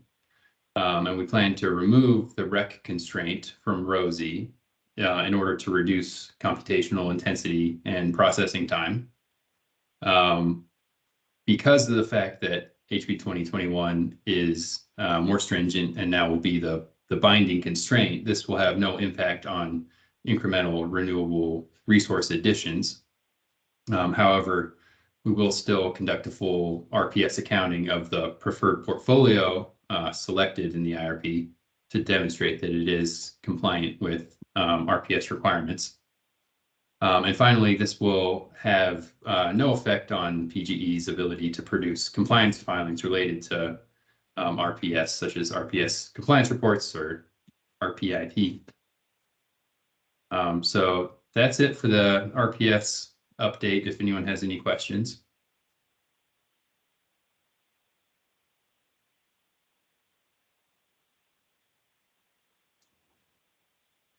I don't see any questions. So thank you, Rob. All right, thank you. We'll move on to price update with Sylvia. Hi, good morning, everybody. My name is Sylvia Melchiori. I'm also in the IRP team like Rob. And I've been focused on that part of the analysis for the IRP that uses WCC for the simulation of electricity prices for PG portfolio analysis. We can go to the next slide, please. This is a summary slide. This is the fourth and last of our roundtables that will talk about electricity price forecast. And this is a summary of what we have been discussing so far. We met first in February, and when we explained our proposed methodology for electricity price forecast, that mirrors what we did in the 2019 IRP. That is, given that this is a regional analysis for which PG is not an expert, we lean on the expertise of Wood Mackenzie for everything that is data, calibration of data, and modeling of WCC. We combine the Wood Mackenzie data with using it in a regional simulation software called Aurora. In February, we showed you also the basic input assumption of Wood Mackenzie as far as natural gas and carbon assumption is concerned. In May, we showed you the first PG updates, first PG simulations of draft prices, and did a thorough comparison of the new IRP prices with the last IRP. Had a very good discussion, many good questions from you, and went back talking about answering your questions in November, where we showed you an advanced draft forecast of electricity prices. As you see in the graphics on this slide, we have logged the database and the input assumptions. We did those PG updates that we agreed upon with you on the gas and carbon assumptions. And today it's the deadline for being done with this part of regional analysis was Q1 2022, and we're done today, and we are ready to show the final prices that are very similar to what showed to you in November. So no big surprise here. We can go to the next slide, please. Some of you have probably seen this a version of this graph a couple of times already, but it is important because it shows what is the vision of the future that Wood Mackenzie is modeling in its database. The graph shows different years from 2000. Every bar is represents a year from 2022 to 2045 and represents the stack of resource capacity available to meet demand going forward. We are not going to spend much time on this slide, but the big message is that Wood Mackenzie embraces the view of WCC capacity additions being mainly renewables and backed up by storage, and storage in their model is batteries. You see that going forward in the graph, the top part of the graph is dominated by orange and dark blue. So it's wind, orange is solar, both utility and distributed solar. Dark blue is wind, wind both onshore and later on in the process offshore. And the bottom of the bars show a light green area that is batteries. Batteries will be the capacity source of choice. What is shrinking going forward is the contribution of coal power plants in WCC that are progressively retired by the mid-2030s. There is hardly any coal left in the Wood Mackenzie's view of WCC. And also the gray area represents gas and oil power plants. Also their percentage of installed nameplate capacity in WCC is going to be progressively lower. The older and less efficient older gas plants are, in their view, retired, starting in the 2030s approximately. We can go to the next slide, unless you have questions. And feel free to ask questions anytime. We promised you last time in November to have a second look at the forecast of gas prices that is embedded in the Wood Mackenzie database. We did provide you draft electricity prices and draft gas prices back in November in the 2021 H1 forecast of Wood Mackenzie. The graph shows the difference. We looked at the most recent forecast that was expected to be released early on in 2022, and so we did. The graph shows the comparison between the forecast that you already saw, that is the solid line, and the update from Wood Mackenzie, that is the dotted line. We represent here 3 hubs. The green lines are Henry Hub, the red Sumas, and the blue, light blue, ECO. So for all hubs in WCC, there has been an update, but you see it's not a dramatic update, it's very minimal. So because of this reason, we locked what we already showed you in November, so the solid line, because it really did not make any significant impact updating this assumption in our simulations. One big concern that we had was that already starting last November and now with the invasion of Russia in Ukraine, there is a big commotion in the commodity markets, both oil and gas.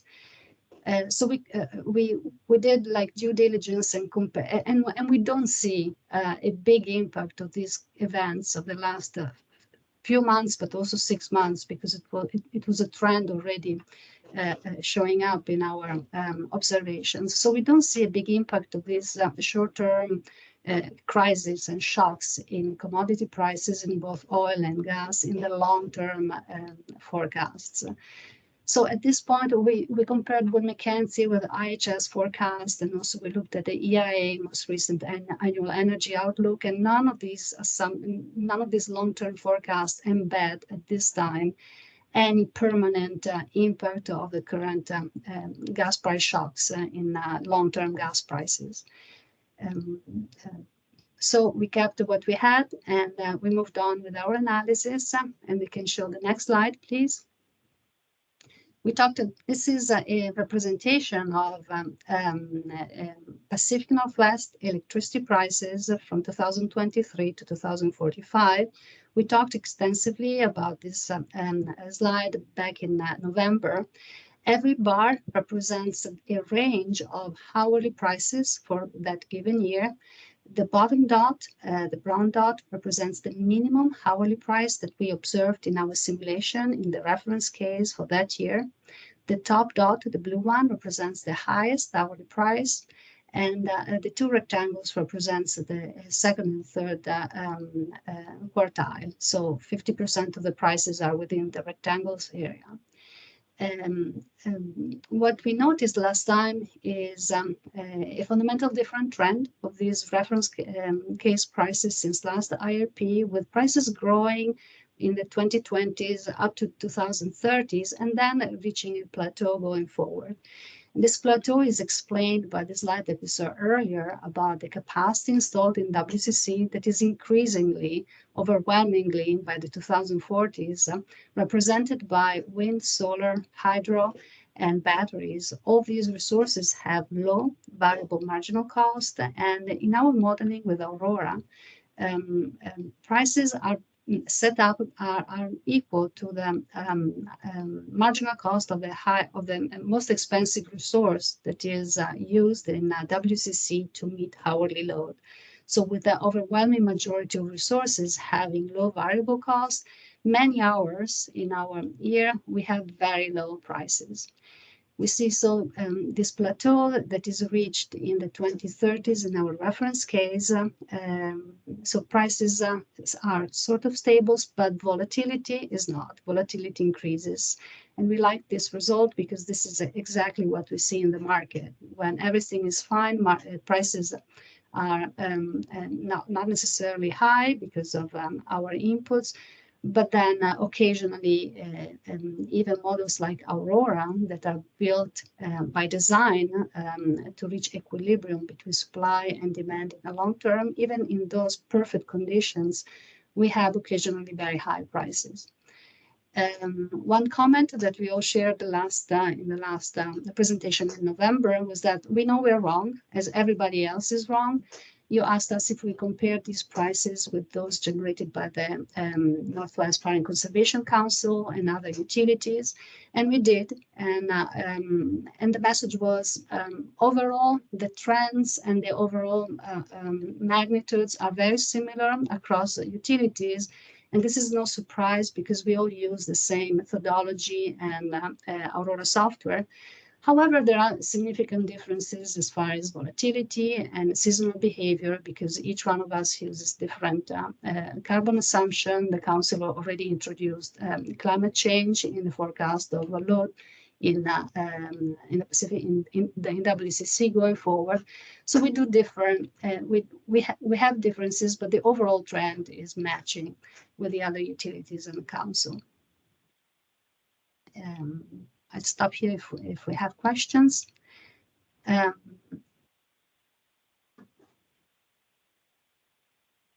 not, we can move on to the next slide, please. So we know we're wrong, and IRP guidelines also predicted that everybody would be wrong. So they impose us to do scenarios around the reference case. Different utilities do this differently. We embrace a scenario approach where we model different electricity price futures. Each future differs from other futures by a few risk drivers that are shocked. We still believe, so this table is a summary of the risk drivers that we're shocking to generate the different electricity price futures. And the first one is, the first two are the same one that we used in the last IRP, commodity shock risk and carbon risk. Commodity for us is both natural gas prices, and we showed back in February and March our forecast of gas prices, and also we showed also the difference between latest update in this presentation. We have three different gas price forecasts. The reference that we lean on Wood Mackenzie substantially low, that is a low estimate of gas prices based on history. And high, for the high gas forecast, we lean on EIA annual energy outlook. And I see a question from Fred. Please go ahead. Sorry, this is Fred Hewitt. The gas price forecast, could you just say something a little bit more about that? We don't have any data here. I'm particularly interested in, I don't know if you have this readily at hand, but, what would the price look like in 2025 and 2030 for your median or, average forecast, and then what would be the low and the high? Yes, I do. So for the reference, we can go back a couple of slides, and if you can, this one. Okay, right. Now I got it. So yeah, this is basically the reference. As you see, so we start from, this is the Wood Mackenzie forecast. We start from 2023 around, let's say, $3 per MMBTU. Then by the 2030s, we go to $4 per MMBTU, approximately doing an average of the three hubs. And then the highest for the reference case in 2045 for SUMAS, we are like short of 6. For the low case, we are starting basically at the same level, $2, and then we keep it in real dollars. These are nominal dollars per MMBTU, by the way. In real dollars, we keep it sort of flat around $2.50 in the long term, so, which is the prices that we observed in the past years. Basically, the minimum price that we think under that we don't consistently, we can go lower than that on a consistent basis in the long term. For the high price, I don't have the graph in this slide, but we had it back in November. The high, we look at the highest the future of the annual energy outlook. We locked the 2021 annual energy outlook of EIA, and it starts at around $5 per MMBTU and goes up to around $10 per MMBTU nominal dollars. So even our highest gas forecast is nowhere near what we see, for example, now in Europe, where a couple of weeks ago, gas prices were up to $65 per MMBTU. So that even our high is very high, is enough to trigger a much lower dispatch of all thermal plants. but it is not a catastrophic price. Okay, thanks. Yeah, I guess I'll make the same comment I've been making in other venues, which is that I don't have much stock in the standard forecast from WoodMac and others. I think they're not really building in an appropriate approach to some very important fundamental drivers, two of which are the eventual, well, most of the shale gas plays in North America have already peaked out. The Marcellus, the biggest one, and then the Permian Basin are still increasing. I guess the BC gas is probably increasing somewhat, although it's much smaller overall. But eventually, all of them will be in peak and start to decline. My guess is by mid or late in this part of the decade. The assumption the national forecasters make is that there will be shale gas in effect for decades at current prices, and I just don't believe that. The second thing is exports. LNG exports have dramatically grown in the last few years. Now we have Russia's war on Ukraine. It's rearranging the global gas markets and all the fossil fuel markets. And that price pressure is coming back at us on the domestic level. Today's Henry Hub spot price is $7.28. Now, I don't expect that to stay that high, but I think we're in a very different price context now for natural gas going forward. So while I wouldn't argue, to displace the WoodMac forecast necessarily, I think we need to pay a lot more attention now to a higher price regime in the modeling that you're doing. Going forward, instead of roughly speaking a $3 gas price, $3.50 over the next few years, roughly on average, maybe something more like $5, because I think that's going to be the reality. And even if it doesn't turn out to be that high, I think it's important to understand what the possibilities are, what that does to market prices. It's not just about, the direct cost of gas. It's also obviously about the impact on market prices and the consequence that has, all that has for how fast to advance the clean energy uptake that we're all working on. So thanks for that. Yeah, very true. So why we trying to forecast commodity prices is just a miserable, very humbling job. So we don't necessarily blame Wood Mackenzie for not being prompt in updating their models. To be fair to Wood Mackenzie, also Energy Agency and IHS, other consultants have not promptly changed the forecast, and it could be just because there is a delay by the time in embedding in a model changes in fundamentals. And also because most likely they don't really know long term what will be the absolute magnitude consequence of what is happening now, which is as you correctly said, is a fundamental change in the commodity. That said, this assumption is not necessarily is not changing our strategy. So the fact of having a $5 or $3 gas price does have an impact on the value of our resources, but our strategy is not going that way. It's not going building new gas. So we are to some extent reassured by the fact that if gas prices go even higher than we have in our forecast, our strategy is reinforced instead of being denied, basically. So that is sort of reassuring. As far as the LNG terminals, it is true there is already a huge increase in the demand from LNG terminals in the Gulf Coast.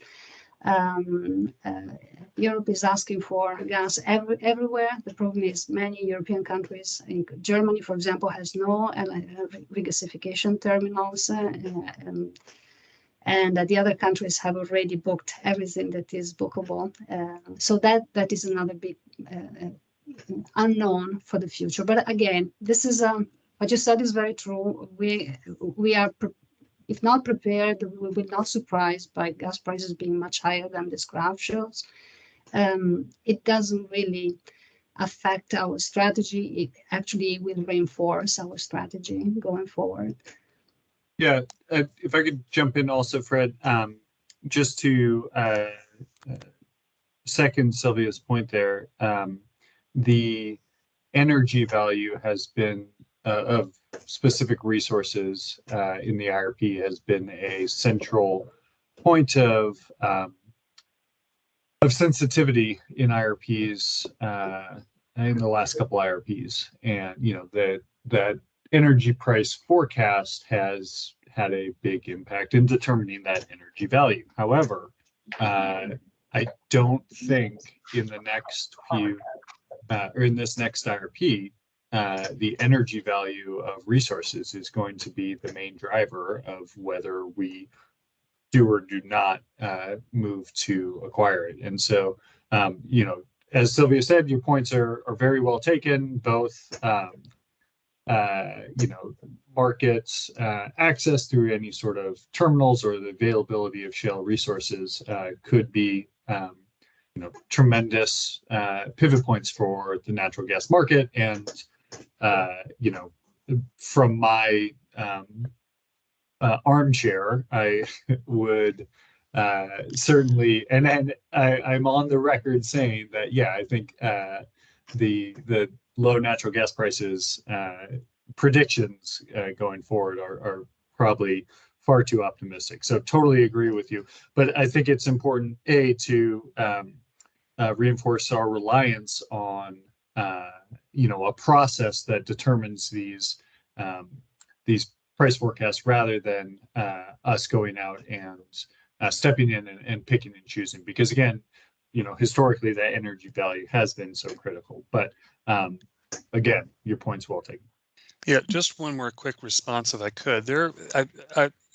I think you're taking the right approach, but I just think it's worth looking more specifically at a high gas scenario and what it does, not just directly to energy costs, but indirectly. So, for example, we're seeing in California right now, because of higher power, gas prices going into power burn, the market is a lot higher than it has been. The market is also a lot higher in the Northwest. And even though that's happening in both regions, interestingly, for various reasons, we're seeing a lot more flow of power or decreased amount going down to California, increased amount coming up north, even including some south to north transfers on the interties, pretty regularly now. It's not a bad thing, but I think what it's really doing is shifting the emphasis more toward peak demand periods when market prices are also high. That will put a lot more premium on energy efficiency, demand response, and storage, the resources that can address those peak issues, and perhaps shift the resource mix. And that's a big open question for me, is how much of an effect will that have? Maybe it won't have much, but I think it's really worth looking at that. So thanks.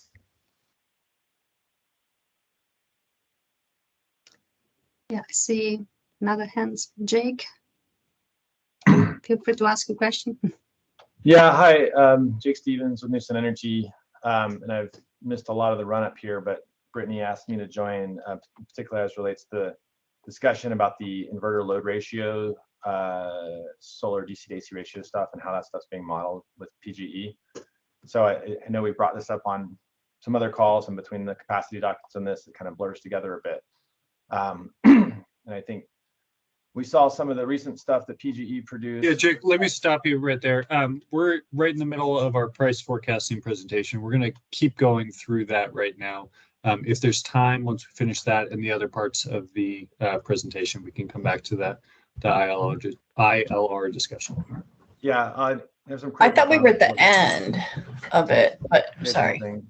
Well, Sylvia's going to finish her presentation, and then we've got a few very small items, and then we'll come back to it. Okay, and on the LNG and gas prices, I mean, I think we agree with Fred about concern, and I think your comment, relative to these scenarios, there's been a lot of LNG terminals, coming online, and obviously the Russian situation supports that. So maybe some variations that look at, price spike situations there. Thanks.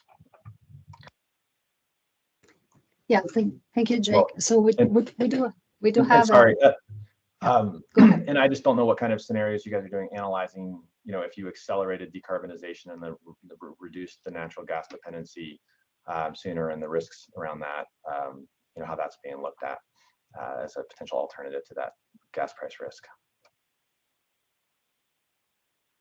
Okay. Yeah, noted, and we'll talk to you later during after the presentation. Just a couple of slides left here. So this is a summary of all the risk drivers that we are shocking to generate futures. Again, we know we're wrong. Every price forecast will be wrong, but we want to capture the range of how prices can swing up and down. So the commodity is natural gas, and also the other commodity for us is hydro. And we have 3 cases reference, and then we have a simplified approach to good hydro and bad hydro. We just reduce by 10% hydro generation in all Pacific Northwest and simulate this low hydro condition and see the impact on prices. And then we do the opposite too. We have 10% more hydro generation in Pacific Northwest. Very simple approach, but straightforward. Carbon is, we have several cases too. We have the reference, that is, we assume, we talked about this extensively in the past roundtables, and we noted that regardless of what is the actual regulation that will affect the WCC going forward, for modeling purposes, it is convenient to model carbon regulation as a carbon adder to the dispatch cost of thermal plants. And so we do, so what McKenzie did in the database that we logged. And our reference is a cap and trade system like the California one, and the reference case forecast of carbon allowances applied to California, but also Oregon and Washington. The rest of the WCC has a default carbon adder that is added later on in the 2020s and is lower than the California cap. Then we have a low and high, a low carbon adder that is California cap and trade, low case. And then we agreed with you to simulate a high social cost of carbon as our highest carbon case. Also, we added a no carbon adder for proxy of a future where the federal government is not capable of imposing a cap and trade, and carbon regulation will be different. So will not impact directly prices, but indirectly. Finally, we have 2 new entries, uncertainty and scarcity. And this comes to all the a good argument that you did during this presentation. That is, we are headed towards the future. To start with, we're modeling an energy system in transition. So it's very difficult to look at the past to forecast the future. And the future will be with more and more intermittent resources. So with price spikes and objective difficulties in committing the right resources at the right time. And so we wanted to be able to somehow capture all these risks going forward. And we did that using an Aurora capability of having Aurora see wind generation, wind expected generation when Aurora looks forward to optimize commitment, and then giving Aurora a different wind generation when Aurora actually dispatch. So we introduce, we break up this perfect Aurora Roby optimized world with perfect foresight, and we introduce complexity and error in committing the right resources. In both, we do 2 cases, everything a reference case, but this wind discrepancy between optimization stage and dispatch stage, and also the case where that error, commitment error happens when gas prices are high. So we are indeed already looking closely at the high gas forecast versus the reference. And also hydro conditions are low, so less flexibility in our system to start with. Finally, scarcity is a new entry again. Scarcity is here something, we already capture scarcity in general terms when we model hydro conditions that are less than normal. But here we want to capture something else. The fact that in these models, Aurora optimized world, the price tends to be equal to the marginal cost of the most expensive resources in the stack that is used. But we know that it is not the case. In moments of need, prices are more than the marginal cost. So there is no easy way to model that. We don't know how much more they are. So again, we used an Aurora feature of adding the startup cost of a power plant to the price. And so we have a future with higher shocks to hourly price occasionally. We can go to the next slide, which is just a summary, basically. So when we combined all these risk shocks, we generate 27 combos of gas prices, carbon, and hydro condition. Then we add these 3 new futures where it's the first attempt to capture the real difficulty in committing the right resources at the right time and potentially impact on prices to the 27 combos. And then we have a future with no carbon adder. So we have a total of 31 futures. In our IRP, we have a scenario approach to risk, and we use 31 different shocks, different stream of electricity prices. The table shows just a legend of how the futures are identified in our graphs. Every future is identified by 4-letter combo. The first letter is the Aurora setup. The reference is R. And also we have 2 different setups. The one N is for when we impose net load commitment error, and the one where we add the startup costs. So 3 different database and modeling setup is the first letter. The second letter is the carbon future, low high reference and no carbon. The 4th letter stands for the natural gas future, again reference high and low, and the final letter stands for Pacific Northwest hydro generation. With that, we can go to the following slide. This is the range of electricity prices that we simulated and we locked. The range goes from the highest we can start from the middle of the graph. The red line is the reference case. That is the trend. This is a summary of annual average prices for the Pacific Northwest that we simulated in the WCC model. The next step will be, so this graph represents annual averages, but we simulate hourly prices. These hourly prices will then be input in the PG portfolio dispatch model.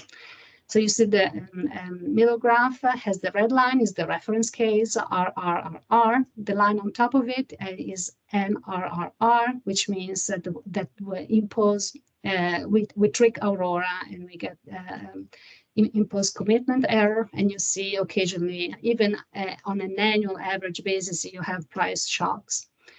Going to the bottom of the graph, I identified one of the future is the RLLH, which is the lowest price forecast. These are nominal dollars per megawatt hour. Is a price forecast with the reference setup of the database, but we have both low gas prices, low carbon, and high hydro is the best that can happen to prices, well, depending on the point of view, best or worst. At the top of the graph, we have the worst, the highest price forecast in our model. Again, these are annual averages on an hourly basis, so we can have prices up to and we do see prices up to $250 per megawatt hour in some of these futures. But on an annual average basis, the top future is the future RSAHL, so reference database, social cost of carbon, high gas prices, and low hydro. So the next step of the analysis is that we are done with the WCC simulation leaning on with McKenzie assumption. We do acknowledge your comments that all these think tanks and fundamental forecasts definitely do not capture the short-term shocks. And it takes some time for these models to embed new behavior, new trends in prices. But we think this range is it's a good range to test our strategy going forward. So we are still open to your comments, but the plan is to freeze this assumption and move on with the analysis. And with that, we can go to the next slide. Thank you all for your attention. have some comments on those slides too, if this, before Yes. ILR front. So, I mean, at a high level, obviously, I think the expansion of the inputs and analyses that you guys are considering in the simulated price futures is conceptually, good and in the right direction. In terms of some specifics to, I think, look at that stuff properly, a handful of comments. In terms of the hydro situation, I guess the question is sort of how you guys are looking at sort of extreme outlier years and versus like the baselines of that. I may have missed some of that, but I think I sort of generally get it from this slide. And I think it's critical that those extreme situations are definitely included. And I think a sensitivity as to relates what happens is the volume of those increases. And as relates and kind of interfacing with that in terms of the cap on the maximum price, that needs to be at least $1,000 per megawatt hour, which is what the CAISO has in terms of its market cap. We've seen that price hit repeatedly in blackout events that happened the last couple of years. We also had PGE. I got a bill for damages from PGE for $800 megawatt hour event that happened in February 2019, due to a low hydro year. So we need to make sure we're capturing, those as sort of baseline high likelihood scenarios, particularly with the California market forecasting like a 14,000 megawatt shortfall or something along those lines for how much generation, or 10,000 megawatts type capacity shortfall, assuming 14,000 megs of renewables comes online. So I think the price caps and the volume and frequency of those shortfalls needs to be analyzed, differently and with those in mind. Another situation, I think some sort of war scenario situation, essentially for the Ukraine. We need to be looking at consequences of the coal market. Right now, they're banning Russian coal. That will be a long-standing policy that will affect the price of coal in the entire market throughout the U.S. and the price of electricity, and that'll push up market prices as well. Never mind the natural gas impacts on top of that. And then finally, the what penalties are going to be assumed, and how are you going to be modeling fines or what have you from the PUC to the extent you don't succeed at your decarbonization obligations, and how are those things going to be treated? Okay, well, in the futures that you see, we do have, we don't model those extreme hydro conditions. We have a simplified approach of 10% more hydro, 10% less hydro futures. And also for the worst scenario on, so the $1,000 per megawatt hour cap, that cap is applied to most of futures, except those where we intentionally wanted to trigger commitment error.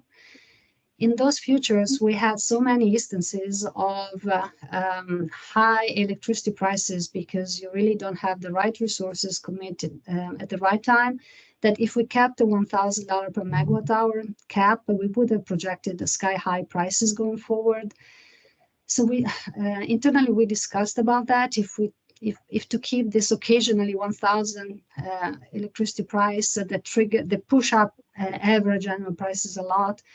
And here I'm guilty of saying, well, I'm not confident in keeping those high projections of electricity prices going forward that inflate the value of our resources so much. So I reduced the cap just for those futures where we have the commitment error happening pretty often. For those futures, I reduced to 250. That was more or less the FERC price cap. Was the FERC price cap in early 2000s when we had the Avon commotion, because I felt like 250 is something that I'm okay with happening very often in the market. 1,000, I'm afraid of pushing prices up too much, but technically it's easy to implement. Yeah, I think on that point, I mean, I think that's our new world order, right? We have those events happening before. I mean, there's 40,000 megs of gas that's supposed to be retired in California by 2025. I don't know how you're modeling that. That's not going to help the frequency. The hydro situation is expanding. Like, that is our world. And separately on the solar slides, you have PGE saying, well, this extra 10% of capacity of nameplate that might be available from solar projects, is immaterial. Well, if your market model is to overflow into the market when you're short and you're depending on the CAISO for that, and their prices are $1,000 a megawatt hour, those are huge consequences to the dispatch plans, procurement, management of these risks. And so, I think strongly believe that's the case. And there's discussion of lifting that cost cap in the CAISO as well. And I think there's a whole other discussion about the capacity shortage issue. What happens with California retiring those units and Diablo's going away and all of this stuff. So that is a big deal. And I think back to the hydro point, plus or minus 10%. We have to be capturing those types of events like it happened in 2019. We have a huge low snow year again this year. This is the new world order, and that is the climate adaptation, and especially with fossil units retiring, that's only going to get exacerbated. Thanks, Jake. The question is whether we have a sufficiently broad average prices depicted in this figure. And we think from the feedback that we've gotten from the IRP roundtable process over the last 4 presentations, and the judgment that we're putting into it is sufficient for the effect. Again, I don't think the price forecast leading to the energy benefit of specific resources is going to be a main or even a minor driver of resource selection at this point. And so we feel like this is the sufficient view of and a sufficient diversity of average market prices going forward.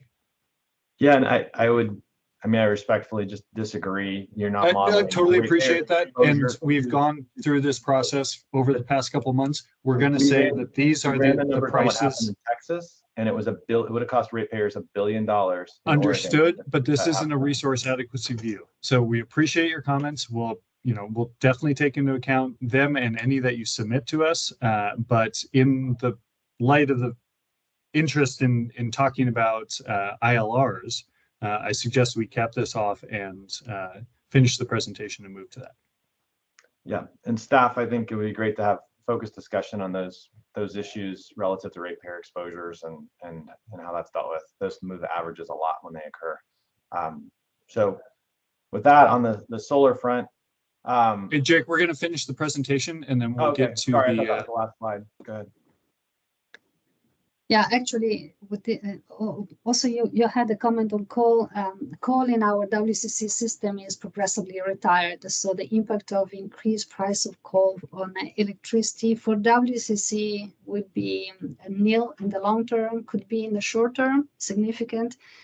But here we are trying to capture the long-term fundamentals, not the short-term operational issues. So longer term, WCC, the assumption in our Wood Mackenzie database is coal is no longer an option starting in the 2030s in WCC. And I think our comment on that would be, given the Ukraine war and the permanent removal of Russian coal from the global supply chain, that we probably need to look at a specific scenario for how that affects energy price outlooks. Thanks. Okay. Okay, with that, I made note of your comments, and I don't know, I see no other hands, so I think I'm done. Thank you again, and we're ready to next slide. Thank you, Sylvia. We are out of time. I just wanted to make sure you see the dates for the next upcoming roundtables. The next one is May 19. And also to remind you that you can always reach out to us at irp@pgn.com, and we will see you next month. Thank you. But we're going to jump back to the ILR discussion right now. Okay, thank you, Scott. We're at the end of our presentation. We're a little bit over time, so totally understand, want to be respectful of people's time if you need to drop. But if you'd like to be part of this second round of the ILR discussion, you're of course welcome to stay. Yeah, and I'll provide some comments, maybe have some discussion, but again, I think we'd recommend to the PUC that there be a separate follow-up discussion on how this is analyzed, so we kind of go through the scenarios. We have a lot of experience on this. I have an entire career on this topic, and sort of led the industry in a lot of ways on understandings of the consequences of this. You know, the DC to AC ratio of a facility, you know, is something that evolves in time with respect to the circumstances of the application of the facility, including specifically the utilities, price signals and system needs and so forth. And so the design DC to AC ratio of a facility, as well as with the cost of the price inputs. You know, if the marginal cost of a solar panel was 0, you would have a DC to AC ratio that was huge. In Canada, they have 1.7, 2.0 DC to AC ratios in terms of optimizing facilities that were built there.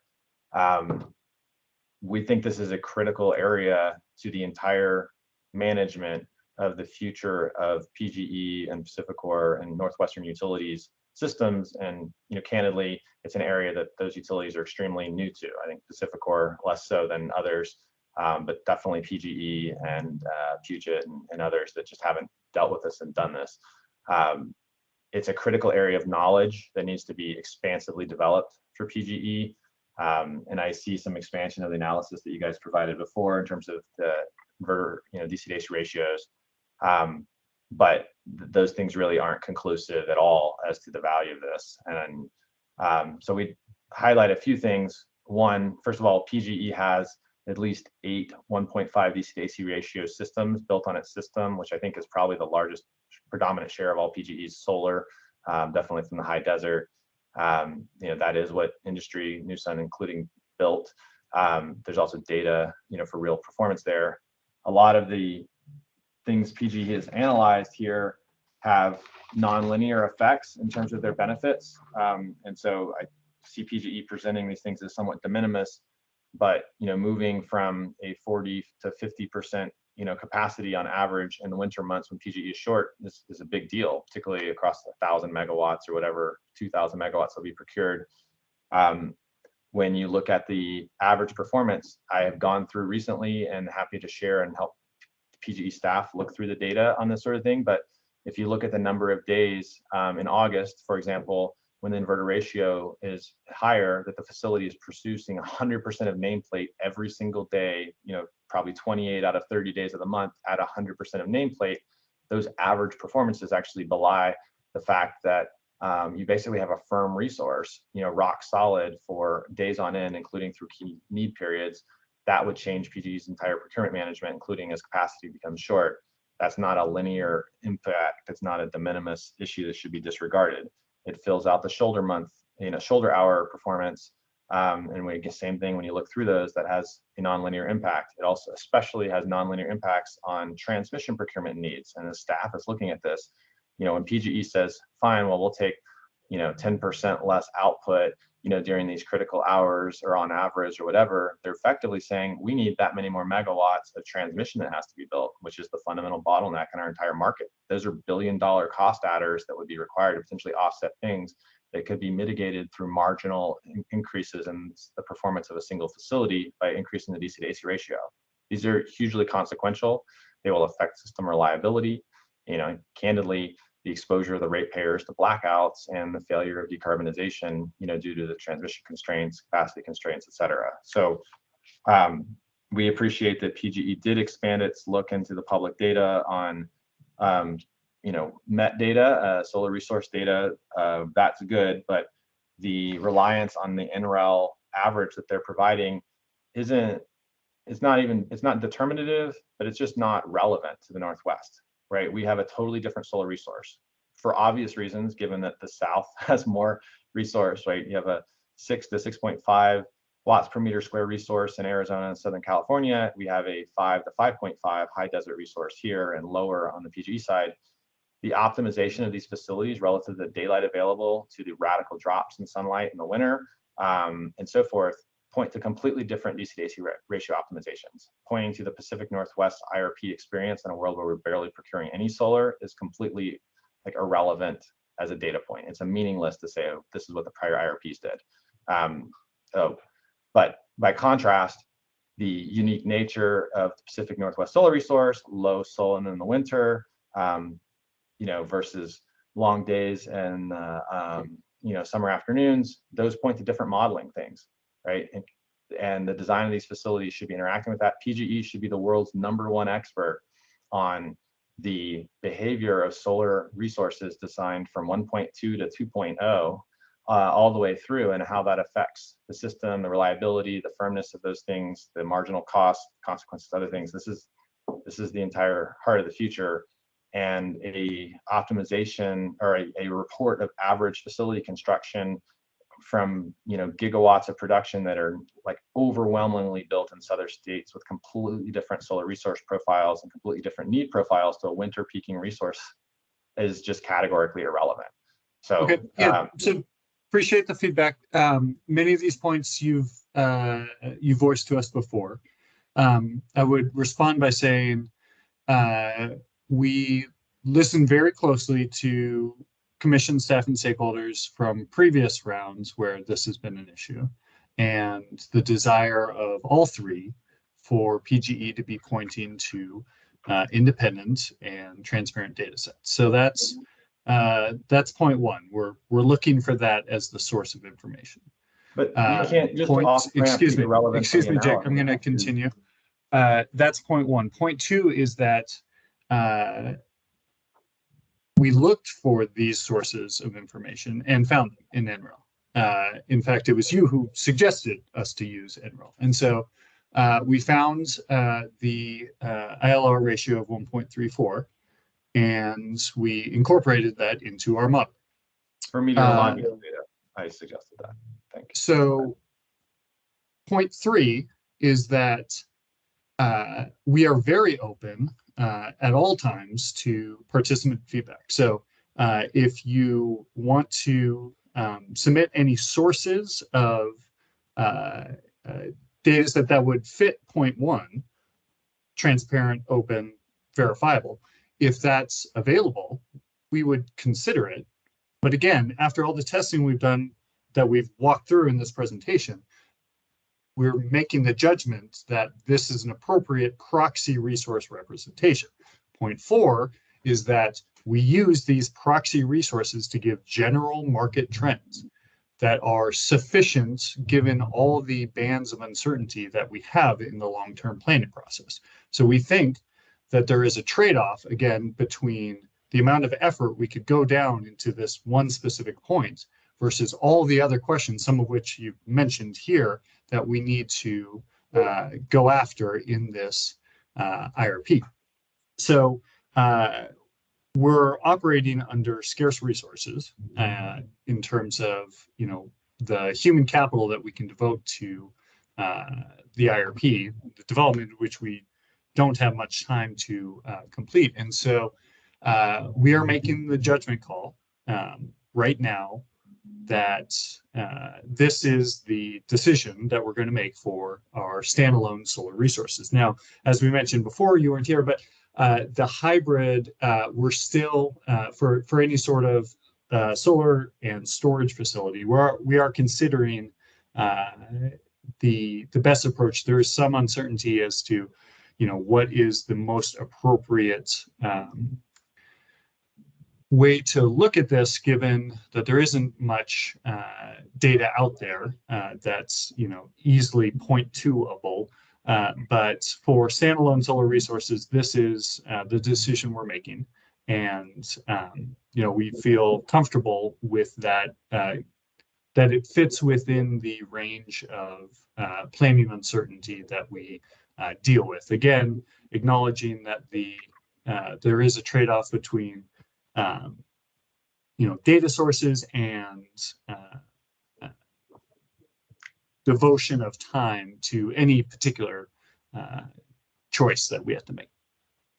So Seth, I hear all that, but what I hear is now PGE saying, you know, we're going to make an incompetent assumption as to the basis of something that clearly was based on different conditions, no different than if you just assumed Arizona Public Services load profile, you know, as the data source because, quote, it's public.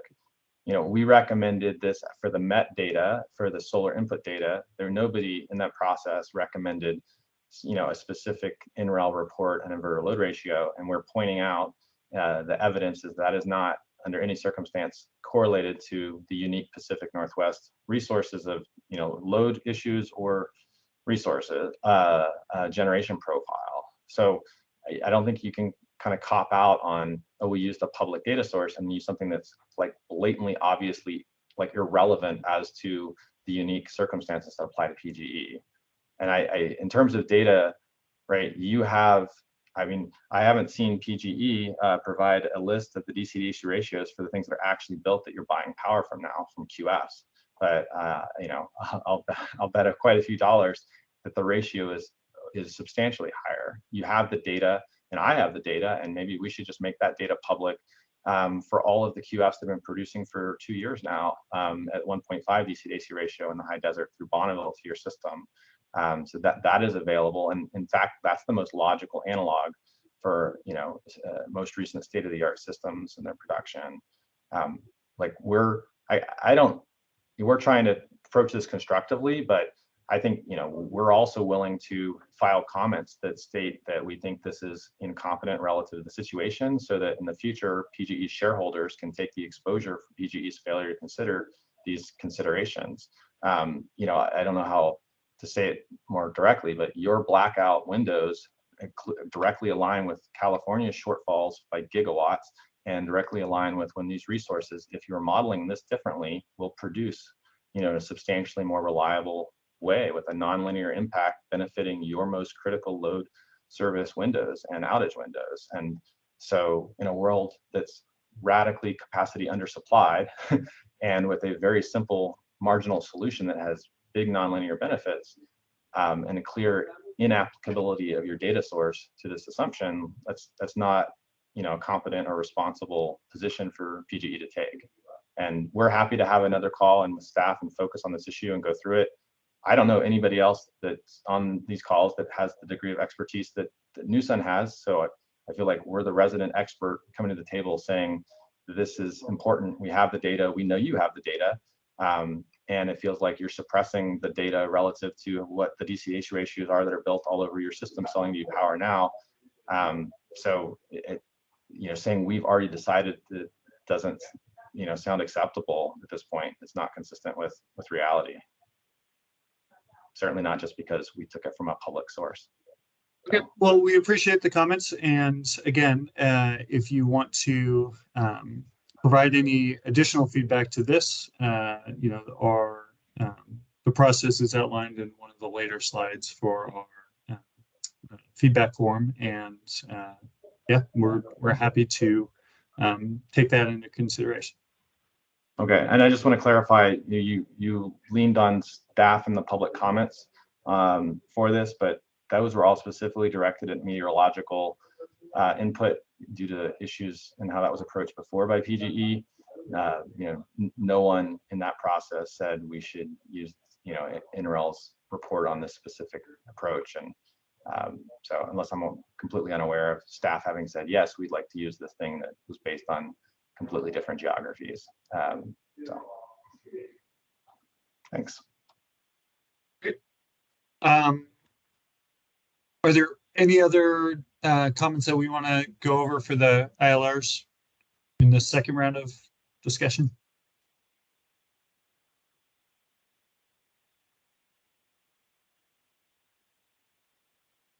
Okay, great. Well, thank you all for staying over. Appreciate the time and the comments, and we will talk to you all May 19th.